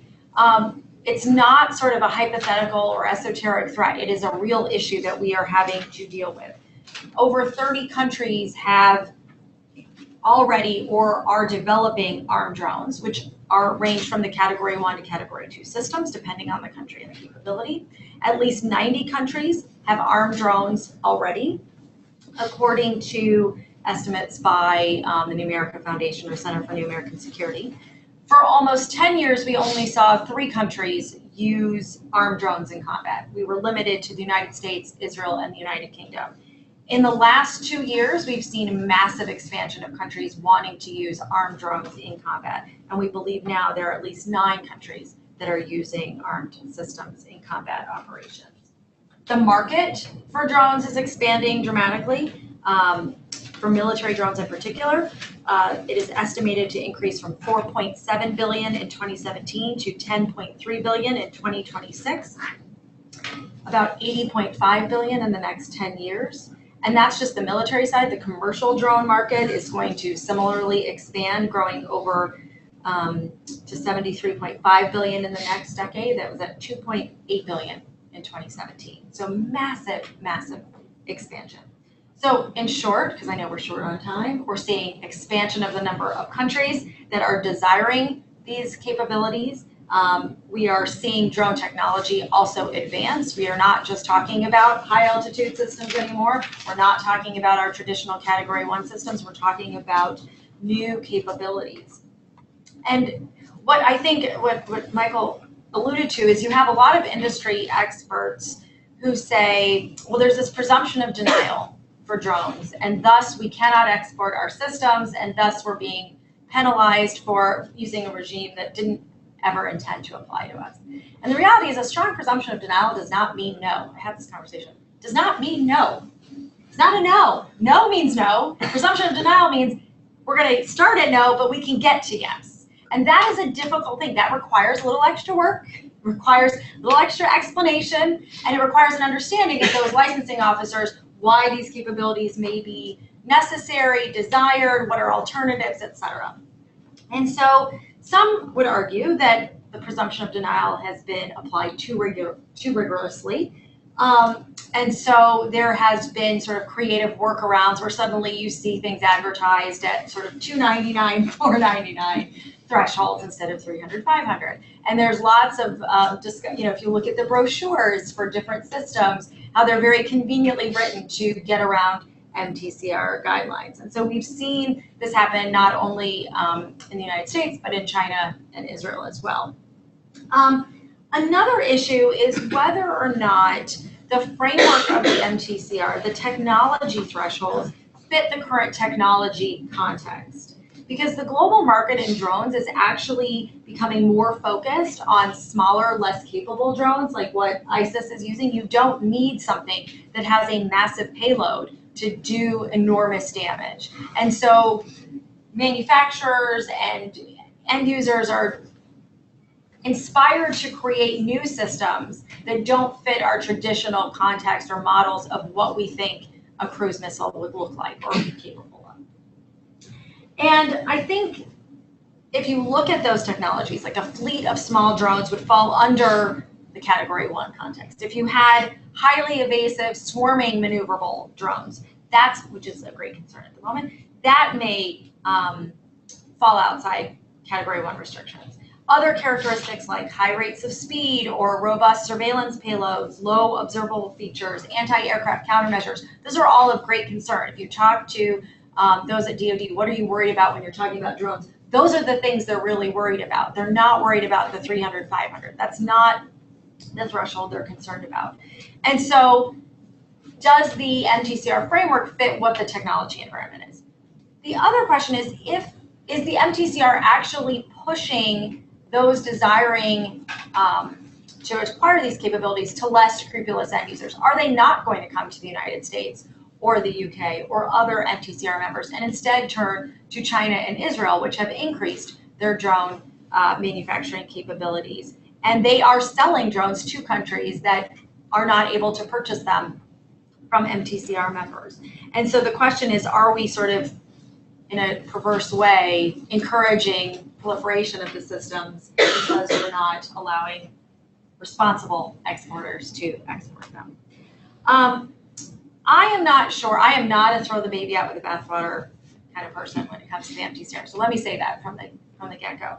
I am not sure at this stage it makes sense to try and adapt the Mtcr. I don't think there's the appetite for that, and I don't think it makes sense to fit what the real environment is for drone technology. I'm not even sure we actually need a separate sort of control regime for drone technology, but that's a whole other conversation for another day. But I think that what we're seeing is that the Mtcr is becoming less applicable to drones in the drone market. Doesn't mean that we shouldn't still have this Category 1 presumption of denial. Doesn't mean that we shouldn't sort of use, whether it's squishy or not squishy, these lists to control the technology. But I think we have to think about how has the technology evolved, what are the characteristics that we're actually concerned about controlling. And I think I think the drone question sort of is emblematic of a larger question of how do you respond to technological advances that also address sort of the export control or the control perspective. And if we look at those two issues, if we look at sort of export controls and we look at how they're being used and why they're being used and why people want them, it's generally those approaches have not been handled together. They're actually although they're synergistic, they've actually been dealt with very separately, right? So we have sort of our human rights and our IHL conditions of how we can use systems or what systems we can use that are within those frameworks. But we also have sort of our control list of what kinds of systems we're going to control. Sometimes we allow them, sometimes they're absolute prohibitions, but those have not been often dealt with together. And so when we think about, we want to create standards for responsible use and responsible export, what does that look like? And I question whether the Mtcr is the right environment for those questions with regards to UAVs. Could be, I think it's still relevant for the other systems that Michael and Richard were talking about. So I think if I were sort of in charge for the day, or maybe it took a lot longer than a day, but if I was in charge, I would say, what are the challenges that we're trying to address with regards to drone proliferation as they are covered by the Mtcr? Are we really trying to address their acquisition by undesirable users or undesirable use? Are we concerned about the proliferation of technology in general? Is it too much of this technology is in too many hands and it's going to become too difficult to control? Are we concerned about some of the unacceptable consequences of their use, such as civilian harm, or their use outside legal frameworks, or how it challenges our definitions of war and the lowering of the threshold of entry into conflict? I mean, are those the issues that we're concerned about? And so I think we have to look at, how do you sort of utilize the MTCR and the export control regimes that we have? Do we need to create something new? And if so, what does that look like? I think the US white paper on potential modifications regarding speed that they introduced, I think it was December, the October meeting, might be an interesting way to have these conversations within the MTCR framework. I'm not sure it's sufficient, if it's just one quality. But I think we have to think about, no matter what forum we choose, no matter what kinds of controls we look at, I think we have to, particularly with this technology, think about how to future-proof whatever we come up with. The pace of technological innovation in the drone market is incredibly fast, and we are already regulating from behind. We're already sort of light years behind where the technology is in terms of what our regimes look like. And so we need to think about what are those characteristics, what are those qualities, what are those capabilities we're interested in, rather than saying, well, we're going to have, whether it's squishy or actually very clear, what the thresholds are, what are those systems that pose particular security concerns and require greater oversight and control. And the other thing is, we need to be careful as we're thinking about these issues not to create an adversarial have and have-nots environment. And the MTCR has been criticized for sort of being a club that some people, whether it's, as Ambassador Klerk said, it's sort of this consensus model that we're part of the club and we're not going to let new people come in, or whether it's we have access to the technology and you do not. We want to avoid that, particularly because you don't need a very sophisticated or expensive drone system to cause incredible damage. The Category 1 systems, to use those effectively and efficiently, you need a massive infrastructure. It's not going to be purchased by every state in the world. But if you are not interested in getting your drone back, if you just want to use it to cause harm and destruction, you don't need the infrastructure. You just need to be able to get it up and out. You don't even need to get it that far, depending on where you launch it from. So we need to be sensitive to those concerns. And so I think, to sum up, because I know we're out of time, but these are not easy questions. They are challenging ones. There are numerous forums where they are already being discussed. Within the United Nations system, there has been significant work to discuss sort of different kinds of export controls through the context of the Arms Trade Treaty, through new initiatives on drones. If I can give my 2 cents, I would say don't mess with the MTCR. Don't try and adapt the MTCR to fit a technology that is evolving rapidly. But we have to recognize that drones as we understand them today is going to be different than we understand them a year from now, 10 years from now. And so we do need to think about how do we control them. I'm just not convinced, and I'm willing to be convinced, but I am not convinced at this moment that the MTCR can be adapted or changed to actually examine and deal with all of the issues I have that are of particular concern with this technology. So I'll leave it there. Okay. Tom, why don't you take 15 minutes for some discussion? Okay, well, thank you, and thanks especially for Rachel for pointing to an area that was not in the minds of the original founders of the MTCR. And we can talk about both the success and the limits of the MTCR and adapting to rapid technical change. Let me throw it over to questions. Alex. I'd like to ask a question to Rachel. From what you said and the spread of drones and so on, isn't it a sort of the horse has left the barn already? I mean, is there really much we can do about restricting the spread of drones and so on? I just, your description certainly makes me wonder. Yeah, I've been using the train has left the station sort of analogy, because I think the other piece is the train has left the station not only with regards to proliferation, but with regards to controls, right? And there also, though, is a discussion, oh, we have to control drone technology. I mean, again, this is maybe a discussion for another day, but what is different about the drone technology that we need to control that wouldn't already be covered by existing conventional export control regimes, right? That's, I think, another piece of this.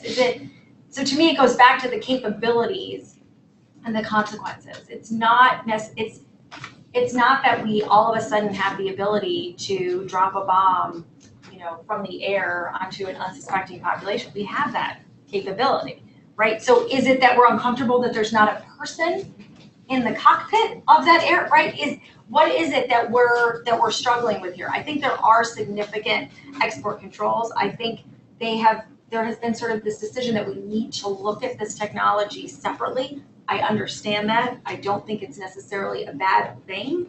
I just think that we need to apply the regimes, the national controls that we already have to look at the export of these particular systems. I'm not sure they're all that technologically, many of them are not that sophisticated, right? So what is it that is of great concern, and how do we deal with it? Thank you. Greg. I guess it's mostly for Rachel. Russia chose to dispute our right to have armed drones because of the INF Treaty. And that raises the issue, since Russia is presumably quite active in developing its own armed drones, is there a commonality of interest between Russia and the United States on this issue? Or are we destined to be on the wrong side of any kind of consideration of future either technology transfers of armed drones or some sort of future arms control? So the U.S. is in an interesting position because for a while it sort of had the monopoly on the use of this technology. And if you talk to industry, they'll argue that our restrictive export controls prevented the U.S. from spreading its technology, and now people are relying on primarily China and Israel to acquire these systems, much less so Russia. Russia is behind. They're catching up, but they're much more behind the U.S., China, and Israel in terms of its own indigenous production. The U.S. also has a lot of exceptionalism when it comes to its drone policy, other policies too, but particularly with regards to in terms of use. The frameworks that we use, whether it's the legal frameworks, the policy frameworks, not all of those have been very transparent. It's sort of a trust us. The Russians tried that. They said, trust us, there's a threat, to our national security, and we're going to have to use other means to, just, it's fine, trust us, our intelligence is good. That's sort of the attitude the U.S. has taken. I think the U.S. has set an inadvertent and unfortunate precedent with regards to its use in particular. It's really behind sort of in the domestic policy development space. The Europeans are far ahead in terms of national airspace issues or regional airspace issues. We are woefully behind in the US in terms of creating rules. Even there's a rule, you can't fly drones over nuclear facilities, for example, but we can't test systems to stop those drones that are flying over nuclear systems within the United States. So there's some weird domestic issues as well. Is there an area of convergence in the future? Maybe sort of because China and Israel are dominating the market to, not really to end users that the US would sell to be honest, but Russia would sell to them. So maybe there's an area of convergence there. I don't know, it's an interesting, is that someplace they could work together? Maybe. I'm not sure. I don't know if they can work together right now anyway, but would that be an area in the future from an international sort of standards point of view? They were not part of the U.S. efforts to develop international standards on the export and use of drones, which I didn't even talk about. Daryl. Thanks all of you. I've got a question following up on this discussion of the Mtcr and how it intersects with UAVs.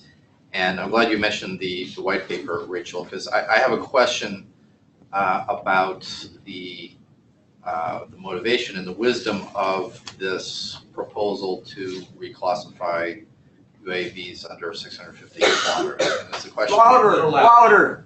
All right, I'm sorry. It's about UAVs and Mtcr and the white paper the United States put forward about reclassifying the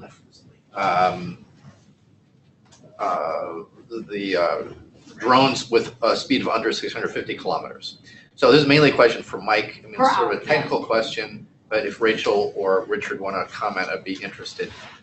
I don't understand how this would help advance the original goals of the Mtcr, which are to prevent the proliferation of vehicles that can carry WMD payloads. Because it seems to me, and I'm not a drone military expert, but at some point in the future, a low-speed drone could be used to carry such payloads.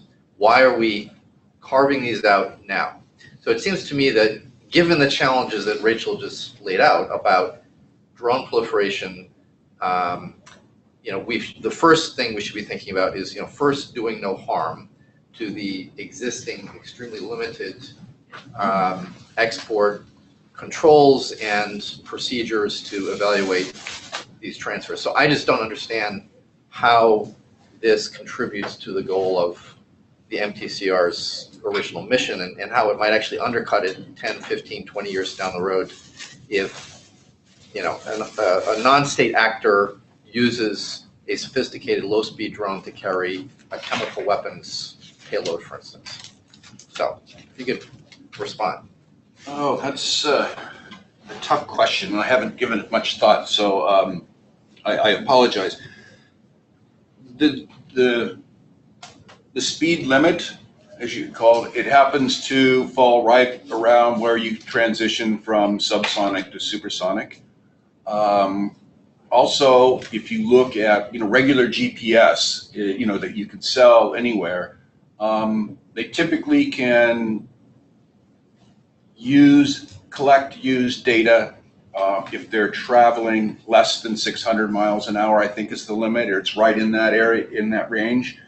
So I don't know if that's the reason they picked this. It sounds like it's more of a propulsion issue, though, that in order to achieve supersonic velocities, you have to have a pretty sophisticated, miniaturized, turbofan or turbojet engine. I guess you could use propellants, like a rocket engines, as the old HY-2 cruise anti-ship missile does, but the ranges would be somewhat limited. I suspect it has something to do with that, and if it's those technologies, then they would probably fall under the presumption of denial under the Mtcr. So I don't know, it doesn't really answer your question, but I'm just trying to think through why this, that threshold was chosen. Well, it was chosen because of the Australians. That was their proposal in a previous paper, and so Okay. the US said, there was sort of agreement around that, and so we'll just keep 650. Richard? We should remember that drones or cruise missiles are the best way to deliver chemical and biological payloads. The very best way to do so. So they don't think in terms of only nuclear payloads, but at least controlling these Category 1 unmanned air vehicles limits the possibility of 500 kilogram payloads of chemical or especially chemical or biological weapons. People have mentioned that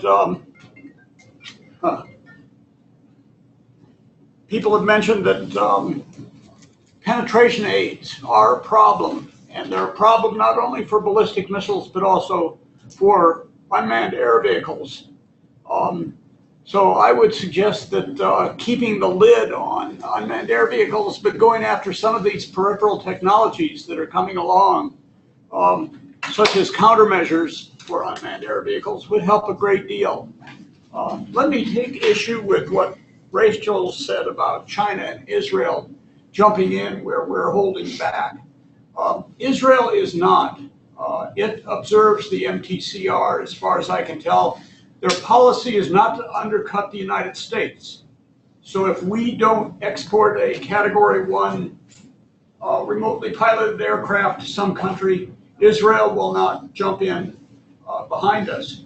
However, where we do offer to export it, such as in the recent case of Germany, Israel will compete with us to offer a Category 1 unmanned air vehicle. And indeed, they won the competition with Germany. Although it's noteworthy that Israel is providing not the hardware to Germany, but the services to Germany. In other words, Germany is in charge of a certain number of Israel unmanned air vehicles. As far as I know, they'll be based in Israel or somewhere out of Germany. Israel will operate them to provide intelligence on targets that Germany is interested in. This is a possible way forward. So-called unmanned air vehicle services, where we provide the intelligence information that these systems generate without providing the hardware.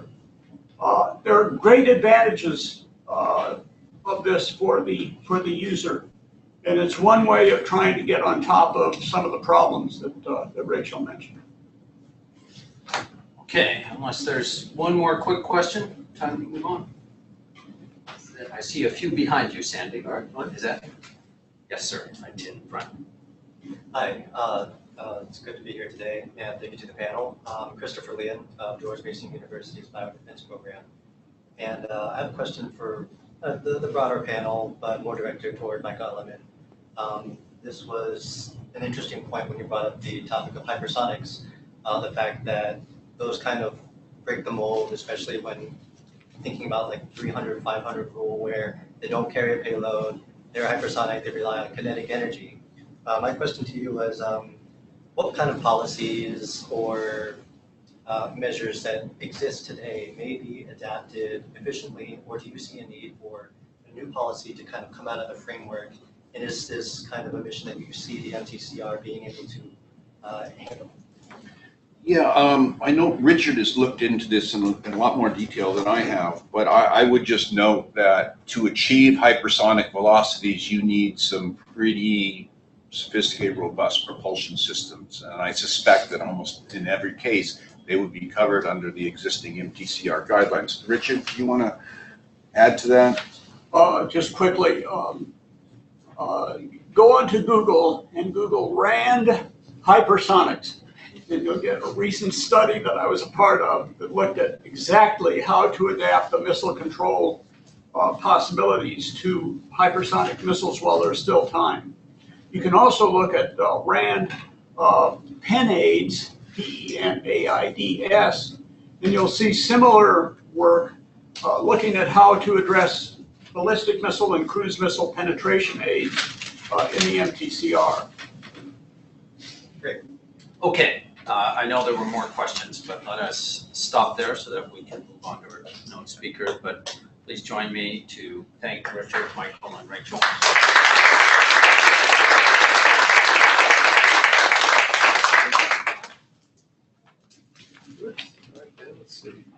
Can we take a break? I guess we can take a 5-minute break. We have a 5-minute coffee break to set up the elaborate stage for Ta-da. Go back to my seat. Keynote means they have to stand up. Yeah. Okay. Are you trying to punish the man in retirement? Why is he going to stop now? Yeah. I just don't get the chance. Well, wait, I just thought it right. Or right before recess.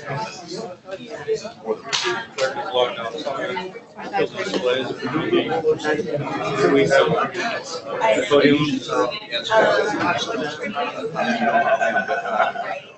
Just doing a lot of work.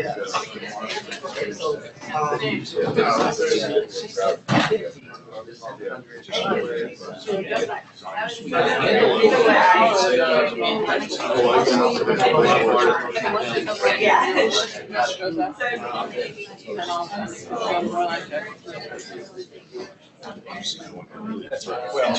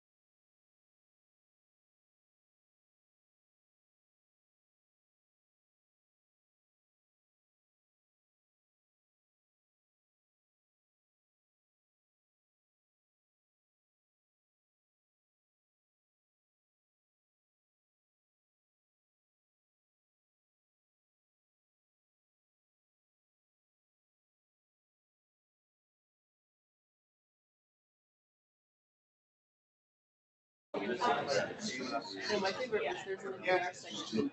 There's a lot of work. Like Air Bear? Yeah, very interesting. They charge you for the electric part.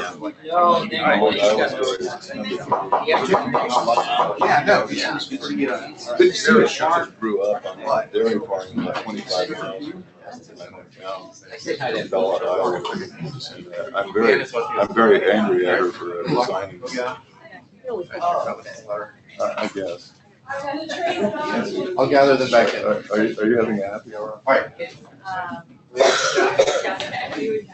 I am.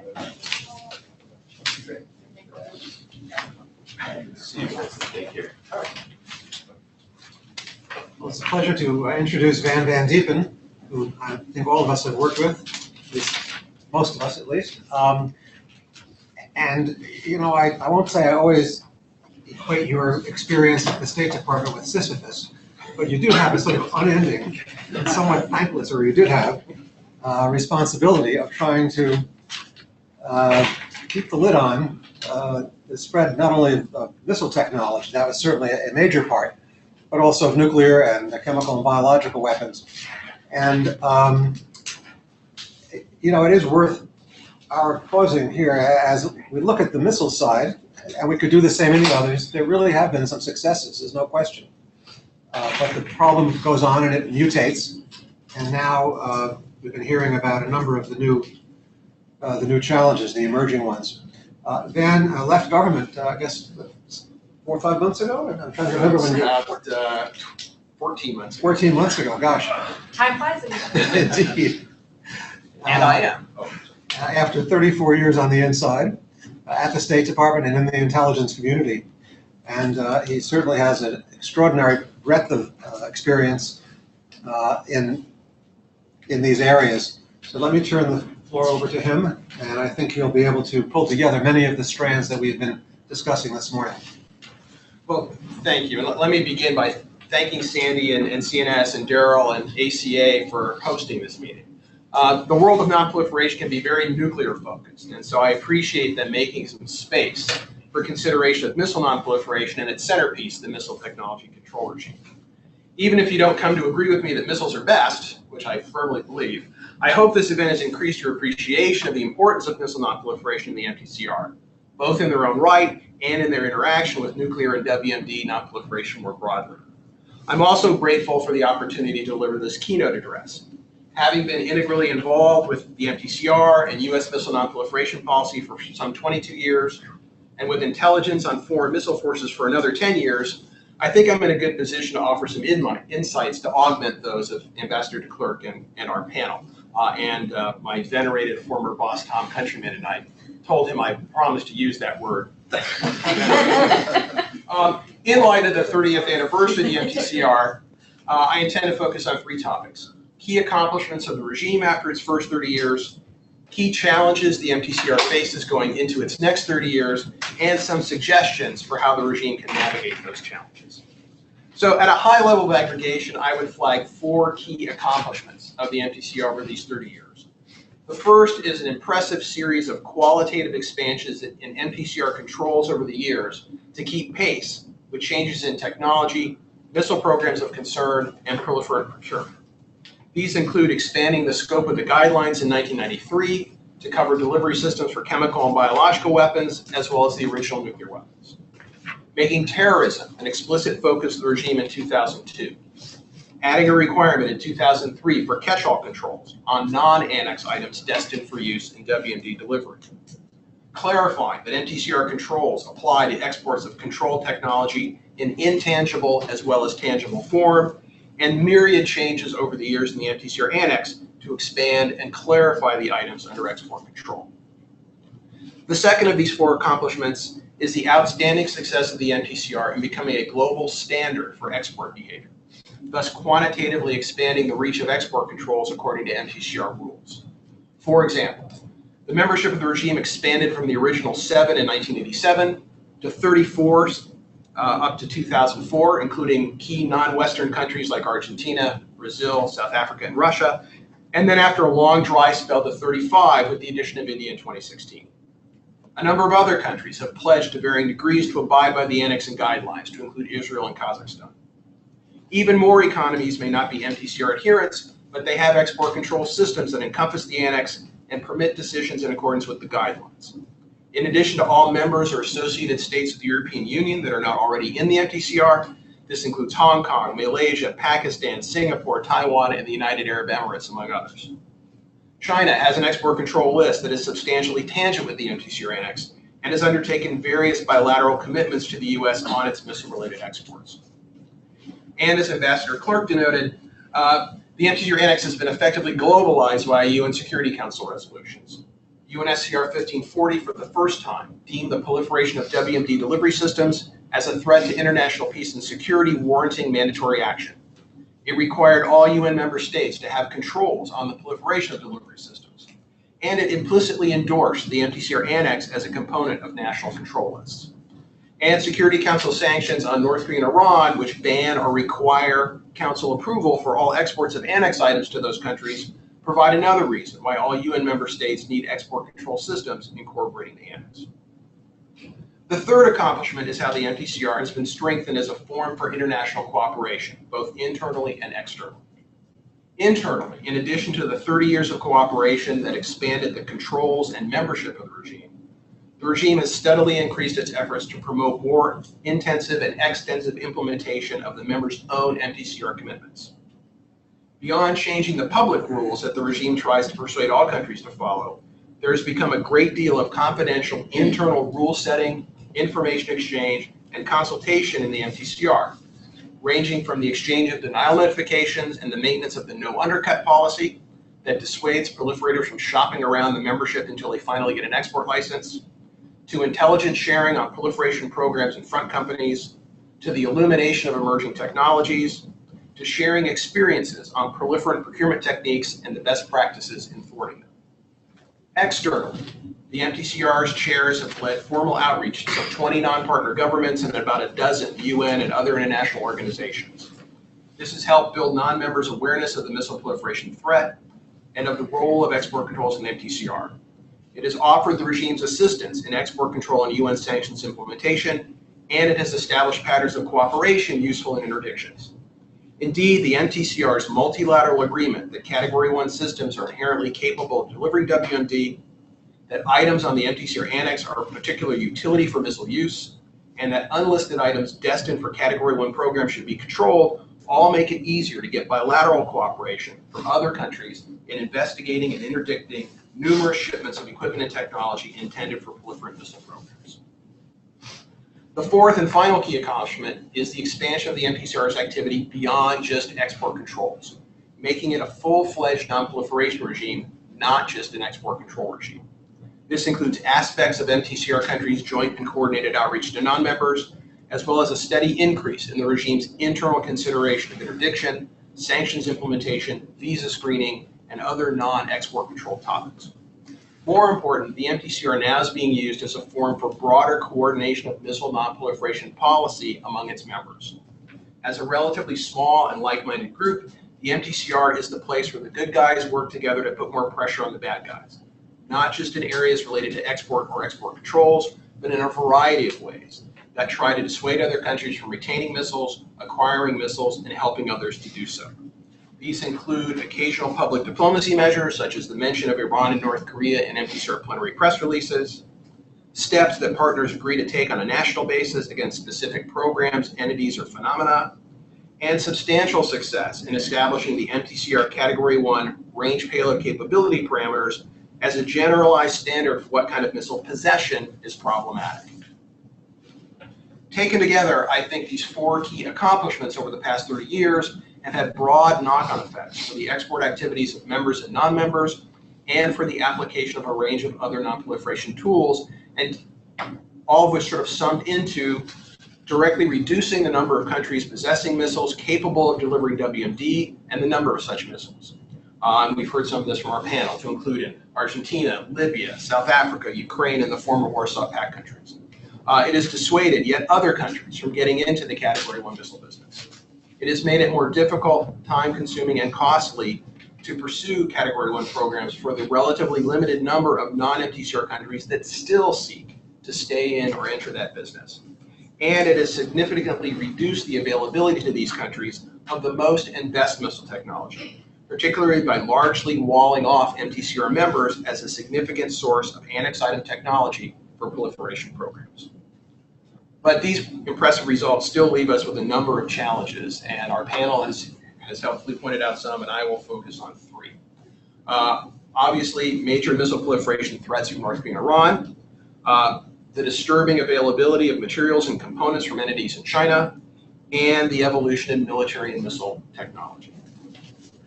And I'll spend a few minutes discussing each of these and whether and how the MTCR can help mitigate them. Concerning North Korea and Iran, the MTCR needs to continue to implement its technology controls and conduct policy coordination to further impede these programs. Although we are all rightly concerned about the advances in these two missile programs, especially North Korea's, we need to keep in mind that those advances would have been faster and even worse without the efforts of the regime, and can still get worse, even faster, if the regime does not continue its energetic efforts. And we also need to recognize that the MTCR is only one part of addressing what are now mature, well-established, and substantially indigenized missile programs that North Korea and Iran see as integral to their national objectives. Military deterrence measures, missile defenses, and more disruptive financial and other sanctions against those who supply and do business with those missile programs will need to carry more of the load, although they will continue to build on the standards, policy coordination, international outreach, and technology impedance of the MTCR. The relatively easy availability to proliferators of equipment and technology from and through Chinese entities has been a key enabler of quantitative and qualitative growth in the North Korean, Iranian, and other missile and WMD programs. This challenge is a hardy perennial that I've spent most of my career trying to mitigate, both directly with the PRC government and indirectly via sanctions and other non-proliferation measures.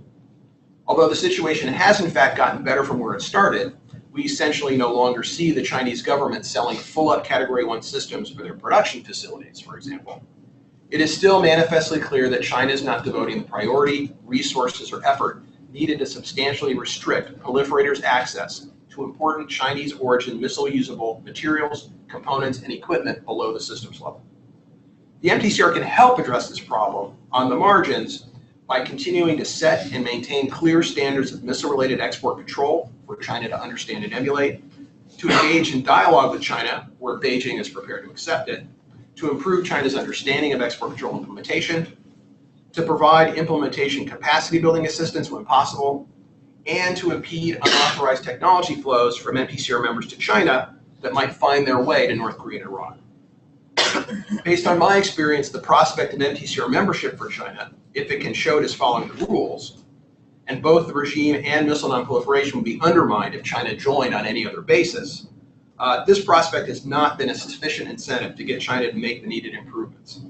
Instead, incentivizing the Chinese leadership to put resources and priorities behind thwarting proliferant procurement to the extent it's possible would require measures that go well beyond the ambit of the MTCR regime itself. Rather, the United States and other key countries would need to prioritize non-proliferation over other aspects of their bilateral relations with China, make clear to Beijing that not getting proliferant procurement under much better control would have consequences for other aspects of those relationships, and to publicly expose and meaningfully sanction those Chinese entities doing business with proliferant missile programs. Finally, let me address technological challenges to the MTCR. And we've rightfully heard from all of our speakers today a great deal about various challenges such as intangible technology transfers, additive manufacturing, penetration aids, hypersonics, et cetera, et cetera. Now on the technology side, I'm going to cop out and not discuss some of those, in part because they're being actively considered in the MTCR, and in part because we've already heard a good deal from our panel about them. Rather, I want to comment on what I see as a broader challenge to the business of missile non-proliferation, and that is the increasing role in conventional military operations of MTCR Category 1 systems. And Sandy touched on this in his comments, Rachel as well. Now, we are, of course, dealing with this issue right now in the context of non-cruise missile, quote, UAVs, unquote, where many advocate loosening MTCR controls because such UAVs are increasingly taking on the missions of manned aircraft, which the MTCR explicitly does not cover, and supposedly are far removed from WMD delivery. And unlike the other two challenges I've discussed, addressing this challenge, certainly as it regards WMD delivery systems, is squarely in the MTCR's ambit. But the regime's ability to address it is directly affected by the varying interests and perspectives of the individual partner countries, which must be reconciled to arrive at the consensus decision needed to change MTCR rules if they're going to be changed. Now, fortunately, the regime has shown that it can change its rules when needed, such as in the series of guidelines and annex changes made to extend the guidelines to cover chemical and biological weapons delivery, and even in what I believe was the proper rejection of what I think was a premature and unnecessary U.S. proposal over a decade ago to redefine certain non-cruise missile UAVs out of Category 1. Now, obviously, with over 10 years having passed since that time, the situation regarding Category 1 non-cruise missile UAVs is different now, although the need for changes in the controls right now, I believe, remains debatable. Regardless of the merits of the case, however, the requirement for consensus within the regime to change the rule remains. As frustrating as consensus may be, consensus helps ensure that any changes are thoroughly considered and have the lowest possible risk of unintended consequences. And the real meat of the point I'm trying to make here is one of the key unintended consequences that I think has to be considered very carefully in any solution to the non-cruise missile UAV issue is taking into account of the increasing role in conventional military operations of ballistic missiles and cruise missile systems exceeding MTCR parameters. For example, China has been a leader in creatively using large numbers of MTCR-class ballistic missiles with different guidance and warhead subsystems to address various problems of conventional warfare commonly assigned to manned aircraft. Iran seems also to have embarked along that road, and North Korea is unlikely to be far behind. China is also developing Category 1 conventional land attack cruise missiles for such missions as well, and Iran is developing. So it is a realistic prospect that others will come to see the conventional military utility of such Category 1 systems, opening up the possibility of an export market for existing producers, and perhaps even of additional countries seeking to develop their own such systems. While current MTCR controls are adequate in principle to deal with the threat that the proliferation of these systems poses to the United States, the export of these systems is already subject to a strong presumption of denial regardless of the actual or intended payload type. The advent of a legitimate and substantial conventional military role for certain Category 1 ballistic and cruise missile systems, including for U.S. allies and countries posing no realistic threat of WMD possession or development, may begin over time to put pressure on the controls of a regime focused on WMD delivery and of a regime that explicitly excludes manned aircraft. Any changes made to MTCR Category 1 controls on non-cruise missile UAVs, therefore, will have implications, if not set precedents, for how conventionally armed Category 1 ballistic missiles and cruise missiles will be treated in the future. And this needs to be factored into any MTCR consideration now of changes in controls on non-cruise missile UAVs. So in conclusion, thank you all for listening to my sense of the key achievements of the MTCR through the years and some of its challenges looking ahead. Just as it is clear that the regime has made important contributions to U.S. international security, it is also apparent that the MTCR will continue to be needed to help address the evolving threat of missile proliferation. The regime is not and has never been a panacea. Thank you, Vann.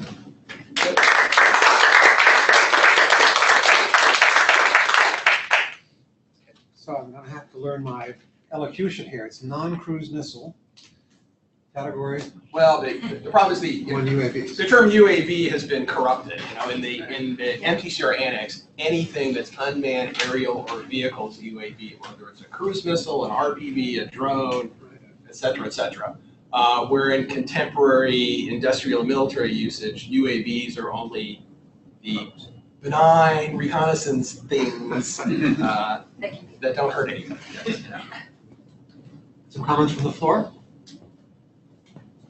Well, let me ask you a little bit about what goes on behind the scenes, because I thought that part of your comments was somewhat reassuring, but still quite opaque.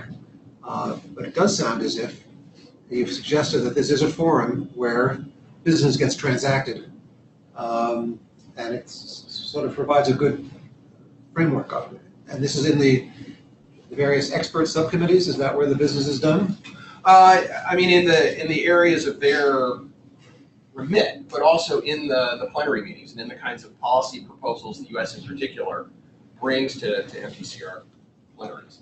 And so, starting in 1993, we recognized that if the MTCR continued only controlling its own metals exports, which of course it is important and it needs to do, in a way it's going to become increasingly irrelevant to a missile proliferation problem that is moved to non-member missile programs getting most of their support from non-member countries.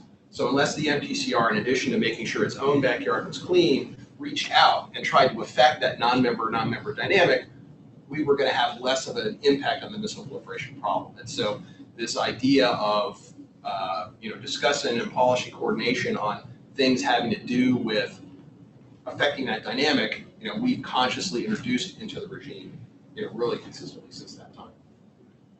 I thought the comments that you made about the steps that would be needed to constrain China were important, and I was, what's the right word? Disappointed that it's going to be so difficult, I guess, would be the right phrase. But I think something is going on here, and it's not happening in the missile area at the moment, but it is happening in the general support for North Korea, where the administration now is starting to go after, with sanctions, the facilitators, at least some of them, of the North Korean,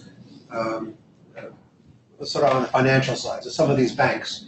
And I think that's an important precedent. My appreciation is that we're going slowly here because, you could do the Bank of China, but no, we're not doing that. But we are going after certain smaller targets. And I'd say in the missile area, we have done some with Norinco and a couple of the major, if I recall correctly, some of the major manufacturers. And maybe it's time to crank that up a little bit more, especially since the administration is so concerned about developments in Iran, where China undoubtedly is continuing to leak as well. So do you think so? I guess the question is, do you think that the trend that we're seeing next door to the missile area of putting some pressure on the intermediaries in China is a step forward that may also find its way into the missile zone? Well, I think it shows the potential impact of doing the kinds of things that I'm talking about. The question is going to be, to what extent are we prepared to break other eggs with the Chinese in consideration of the proliferation issue? And that's always been the issue. This issue's had its ups and downs over the years. There was a time when proliferation was the #1 issue in the U.S.-China bilateral relationship. And arguably in those days, we actually got some pretty meaningful non-proliferation progress out of the Chinese. But it's, obviously we've got a lot of complex interests with the Chinese, and people have to decide what's more important than what. For me, it's easy. The non-proliferation thing is the most important.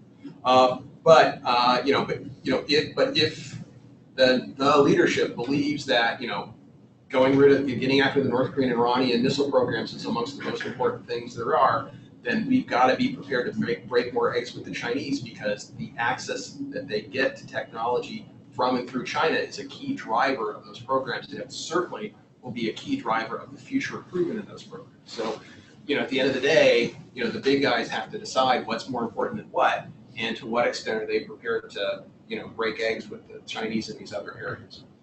One of the blogs that is very much anti-North Korea and has been very skeptical of the administration's ability to bring China along. At least when I looked a couple of months ago, it changed its tune a little bit. It said it's seeing more Chinese interventions to stop the flow of coal and some of the other commodities out of North Korea. So maybe there's some movement here that's going to be helpful. Darrell? Well, thanks a lot, Vann. I wanted to pursue the question you started with, Sandy, there, and put a twist on it. And I also want to challenge you on one of your assertions, Vann. First of all, it seems with respect to North Korea and the question you were raising about, Sandy, about the Trump administration getting tougher on Chinese facilitation of North Korea's WMD programs, it seems to me another question here is whether that effort is directed at proliferation financing, which is my perception of where the Trump administration's focus is, versus sanctioning of entities that are specifically engaged in missile-related or nuclear-related technology transfer. I mean, so that's a question, but that's my perception. So, I mean, it seems to me, Vann, that to go to your point, if the United States were to get tougher on China for its missile proliferation activities, it would require a shift in the type of pressure the U.S. is trying to apply to the Chinese government and entities, would it not? So that's the question. Yeah, I mean, applying that pressure in a way more targeted to that specific problem. Okay, so I was just trying to tease that out. With respect to North Korea specifically, I mean, you're arguing that one of the ways in which we can help address the North Korea at this stage vertical missile proliferation problem, the improvements of the program, is to get tougher with China. But I mean, given the incredible leaps forward that the North Koreans have made just in the last 2 years, it seems to me the train has left the station with respect to the North Koreans having the technologies necessary to not just develop a reliable ICBM, but for the reentry vehicles, et cetera, et cetera. There are more things they need to do, but my perception, based upon where I'm sitting, is that they have the core technologies they already need. So the value of China not cooperating as much with respect to missile technology transfer is now vastly diminished today versus what it might have been 5 years ago. So, I mean, I'm just trying to... Well, sure, but again, this sort of gets back to the, it can always get worse. And in particular, it's one thing to say, okay, I can kludge together, a missile that can deliver a nuclear warhead against the United States, maybe kind of, sort of. And I'm going to develop a ballistic missile force that can reliably and survivably, conduct nuclear warfare operations or the threat thereof against the United States. And there's a lot of that can be impeded by, impeding technology flows to North Korea, which either come from China or come through China. So, at the end of the day, are you going to be able to absolutely prevent North Korea from ever doing this? No. But you can slow it way down, and, as Mike's comments pointed out, that's an objective fact. We have slowed these things down very substantially. And you can make much less effective and much less reliable the threat you're facing, which then makes it easier for things like missile defenses to go, so it interacts with other non-proliferation tools. So yes, you're not, you won't be able to absolutely prevent it, but there's still, very positive national security value in better impeding further development of that. I fully accept that. What I'm just trying to say is that it would appear that our ability to do that is now much less than it was 3, 4, 5 years ago before they had made. Well, and probably longer ago than that. But longer ago than that. Right. How long has China and the former Soviet Union been open as a supermarket for technology acquisitions by people like North Korea? We are where we are. We're victims of what has occurred previously, and it occurred before. A lot of it occurred before Russia became a member of the Mtcr. China's still not committed to Mtcr. There's only so much the regime can do. Mike, again, helpfully pointed out the non-partner supplier problem. It's a big challenge to overcome. And so, we are where we are because of the accumulation of 30 years of effort on the part of the North Koreans, including 30 years of effort to obtain technologies from the Chinese and the former Soviet Union. Don? So what I'm trying to understand this, operationally, what happens if a system like, for example, the CIA stealth drone that the Iranians managed to land and then sell to China? You say that at some point we take sanctions. What happened in that case? Did we sanction China for purchasing that technology, and did that start their UAV interest in stealth? I mean, I never heard what happened on this. I mean, I don't know anything about the specifics of that case, but I mean, generically, we have, if we wanted to, we have the domestic legal authority to impose sanctions on Chinese entities for, engaging in that or myriad other, import transactions that would have contributed to China's own Category 1 programs, and likewise to sanction any Iranian entities for their contributions to China or some other non-NTCR countries. So the legal framework's there to do it. The question is whether, the government wants to go ahead and impose sanctions and things like So that. when I was in Ukraine, we were destroying the KH-55 Halcoms as well as the air-to-surface missiles, the KH-22 Kitchen. And a number of them ended up on the black market and sold to Iran and to China, which was acknowledged open source eventually by Yanukovych or Yushchenko, I guess it was. Again, they weren't after the missile, they were after the guidance set. As Russia is selling the the R-300 system, air defense, to Iran, isn't that guidance technology controlled by the MTCR? It would be Category 2. I mean, the missile system, the missile itself is an MTCR Category 2 item, as well as, a lot of ancillary categories. So what happens? I mean, operationally, is anybody going to stop it? Is it just? Well, I mean, under the MTCR, first of all, Category 2 transfers are case-by-case review. And, I think it's unlikely that there's a plausible WMD delivery end use in Iran for, an SA-10-ish SAM system. So I mean, the Russians aren't doing anything contrary to MTCR rules and what they're doing. We don't like it. And they might be doing something contrary to Wassenaar rules. So I don't think there's a real MTCR I'm just looking at the danger of. But again, domestically, we've got, we have myriad, even conventional weapons proliferation sanctions laws in the United States. I mean, there's all sorts of opportunities for us to penalize, in that instance, Russia for selling to Iran if we wanted to. Now, at one time, we would not have penalized Russia because we needed its vote in the Security Council against Iran. I don't know if that's where we are now, but there's plenty of authority there to use the sanctions tool. It all comes down to people's desire to do it, and to be fair, whether it's doing it in a particular instance is counterproductive given other interests that we have. Yes, ma'am, and we'll come back to you. Hi, my name is Marissa Shaker. I'm a biodefense grad student at George Mason. Correct me if I'm wrong, but it sounds like a common theme in what you're saying is that we're kind of debating whether or not we should enforce stricter sanctions on China with the North Korean issue in the event that they, kind of aren't on the same page as us. And your response to that is that we're hesitant because we don't want to break shells or, things like that, and we're kind of walking on eggshells.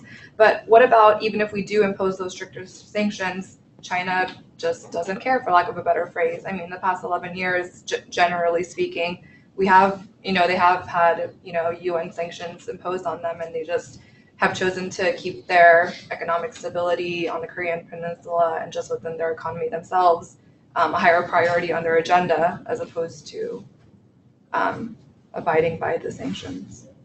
Yes, I mean, is it possible that won't work? Sure. But there is a long and demonstrated track record of when we do make non-proliferation an important part of the bilateral relationship, and we are prepared to name and shame consequential Chinese entities, that the Chinese take notice that they don't like it, and they are prepared to do things in consideration of their view of the bilateral relationship and their desire not to have their entities named and shamed. So my guess would be you could actually get some, pretty substantial progress out of the Chinese if we were prepared to do this. But it certainly wouldn't solve the problem completely. Remember, for what we all think of as an authoritarian society, China's incredibly lawless. You look at construction standards, food safety standards, IPR standards. There's always going to be proliferators able to get stuff from and through China. But compared to what we're seeing now, I think that could be driven down, substantially less, and we would all be much better off. But at the end of the day, also, the Chinese aren't going to say, oh, well, let's just, depose the North Korean regime and, so we get out from under these U.S. sanctions. That's certainly not going to work. But I don't think it threatens China's view of stability of the Korean Peninsula to keep North Korean entities from buying proliferation-sensitive technologies from China. They could do something that actually, meets our international obligations and promotes the common security without threatening that stability that they value on them. And it's Good. Just one more question then. Hi, my name is Kyle Flutie. I'm from the Plowshares Fund. My question sort of shifts over to Iran, and this question was already kind of posed. I was wondering what your thoughts were on it. So you mentioned a few ways that stronger actions could be taken against, say, Chinese companies and whatnot, but sort of in the broader sense, do you think there are additional measures that can be taken to address the Iranian missiles program, and more in part because of the Trump administration's concerns with that program? So using the existing regime sort of in a way to potentially either save or save the JCPOA or keep more extreme actions from being taken. Well, let me sort of take it, instead of criticizing administrations or saving JCPOAs, let me just talk about sort of the, kind of the missile non-proliferation slice of this. The challenge that you've got with the Iranian missile program is that, again, it's mature, well-established, it's, already substantially indigenized, and it's something that the Iranians really rely on to meet their national objectives. These guys have deployed, 1,000 MRBMs, they've deployed, hundreds of SRBMs. So, you're not going to, terminate the Iranian missile program. I think from the U.S. standpoint, the main thing we want to try to do is dissuade Iran from developing an ICBM. And I think, there are areas there where, missile non-proliferation can certainly help with that problem. And, the MTCR can play a role, making sure the technology for the ICBM doesn't come from MTCR members is the minimum responsible thing for the regime to do, and it's certainly doing that. Doing what they can to, engage other countries to get other countries to try to prevent that as well. But ultimately, I don't know if coercing is the right word, but coercing the Iranian leadership not to develop an ICBM, that goes beyond the job jar of the MTCR. That's really a missile non-proliferation policy issue, and it's going to be up to national governments to employ. And again, they're going to have to decide that objective is more important than other objectives that they have, both with Iran and potential countries that might support Iran in an ICBM effort. So there's certainly scope to do that. The question is, will there be the national will, not just in this country, but in other countries, to go ahead and prioritize that and to, break crockery to realize it. Good. We're almost on time, and I want to thank Vann for a very thoughtful and comprehensive speech, and I thought with many elements that were reassuring about the value of the regime and its important accomplishments and the opportunities that lie ahead, notwithstanding certain challenges. So please join me in thanking Vann.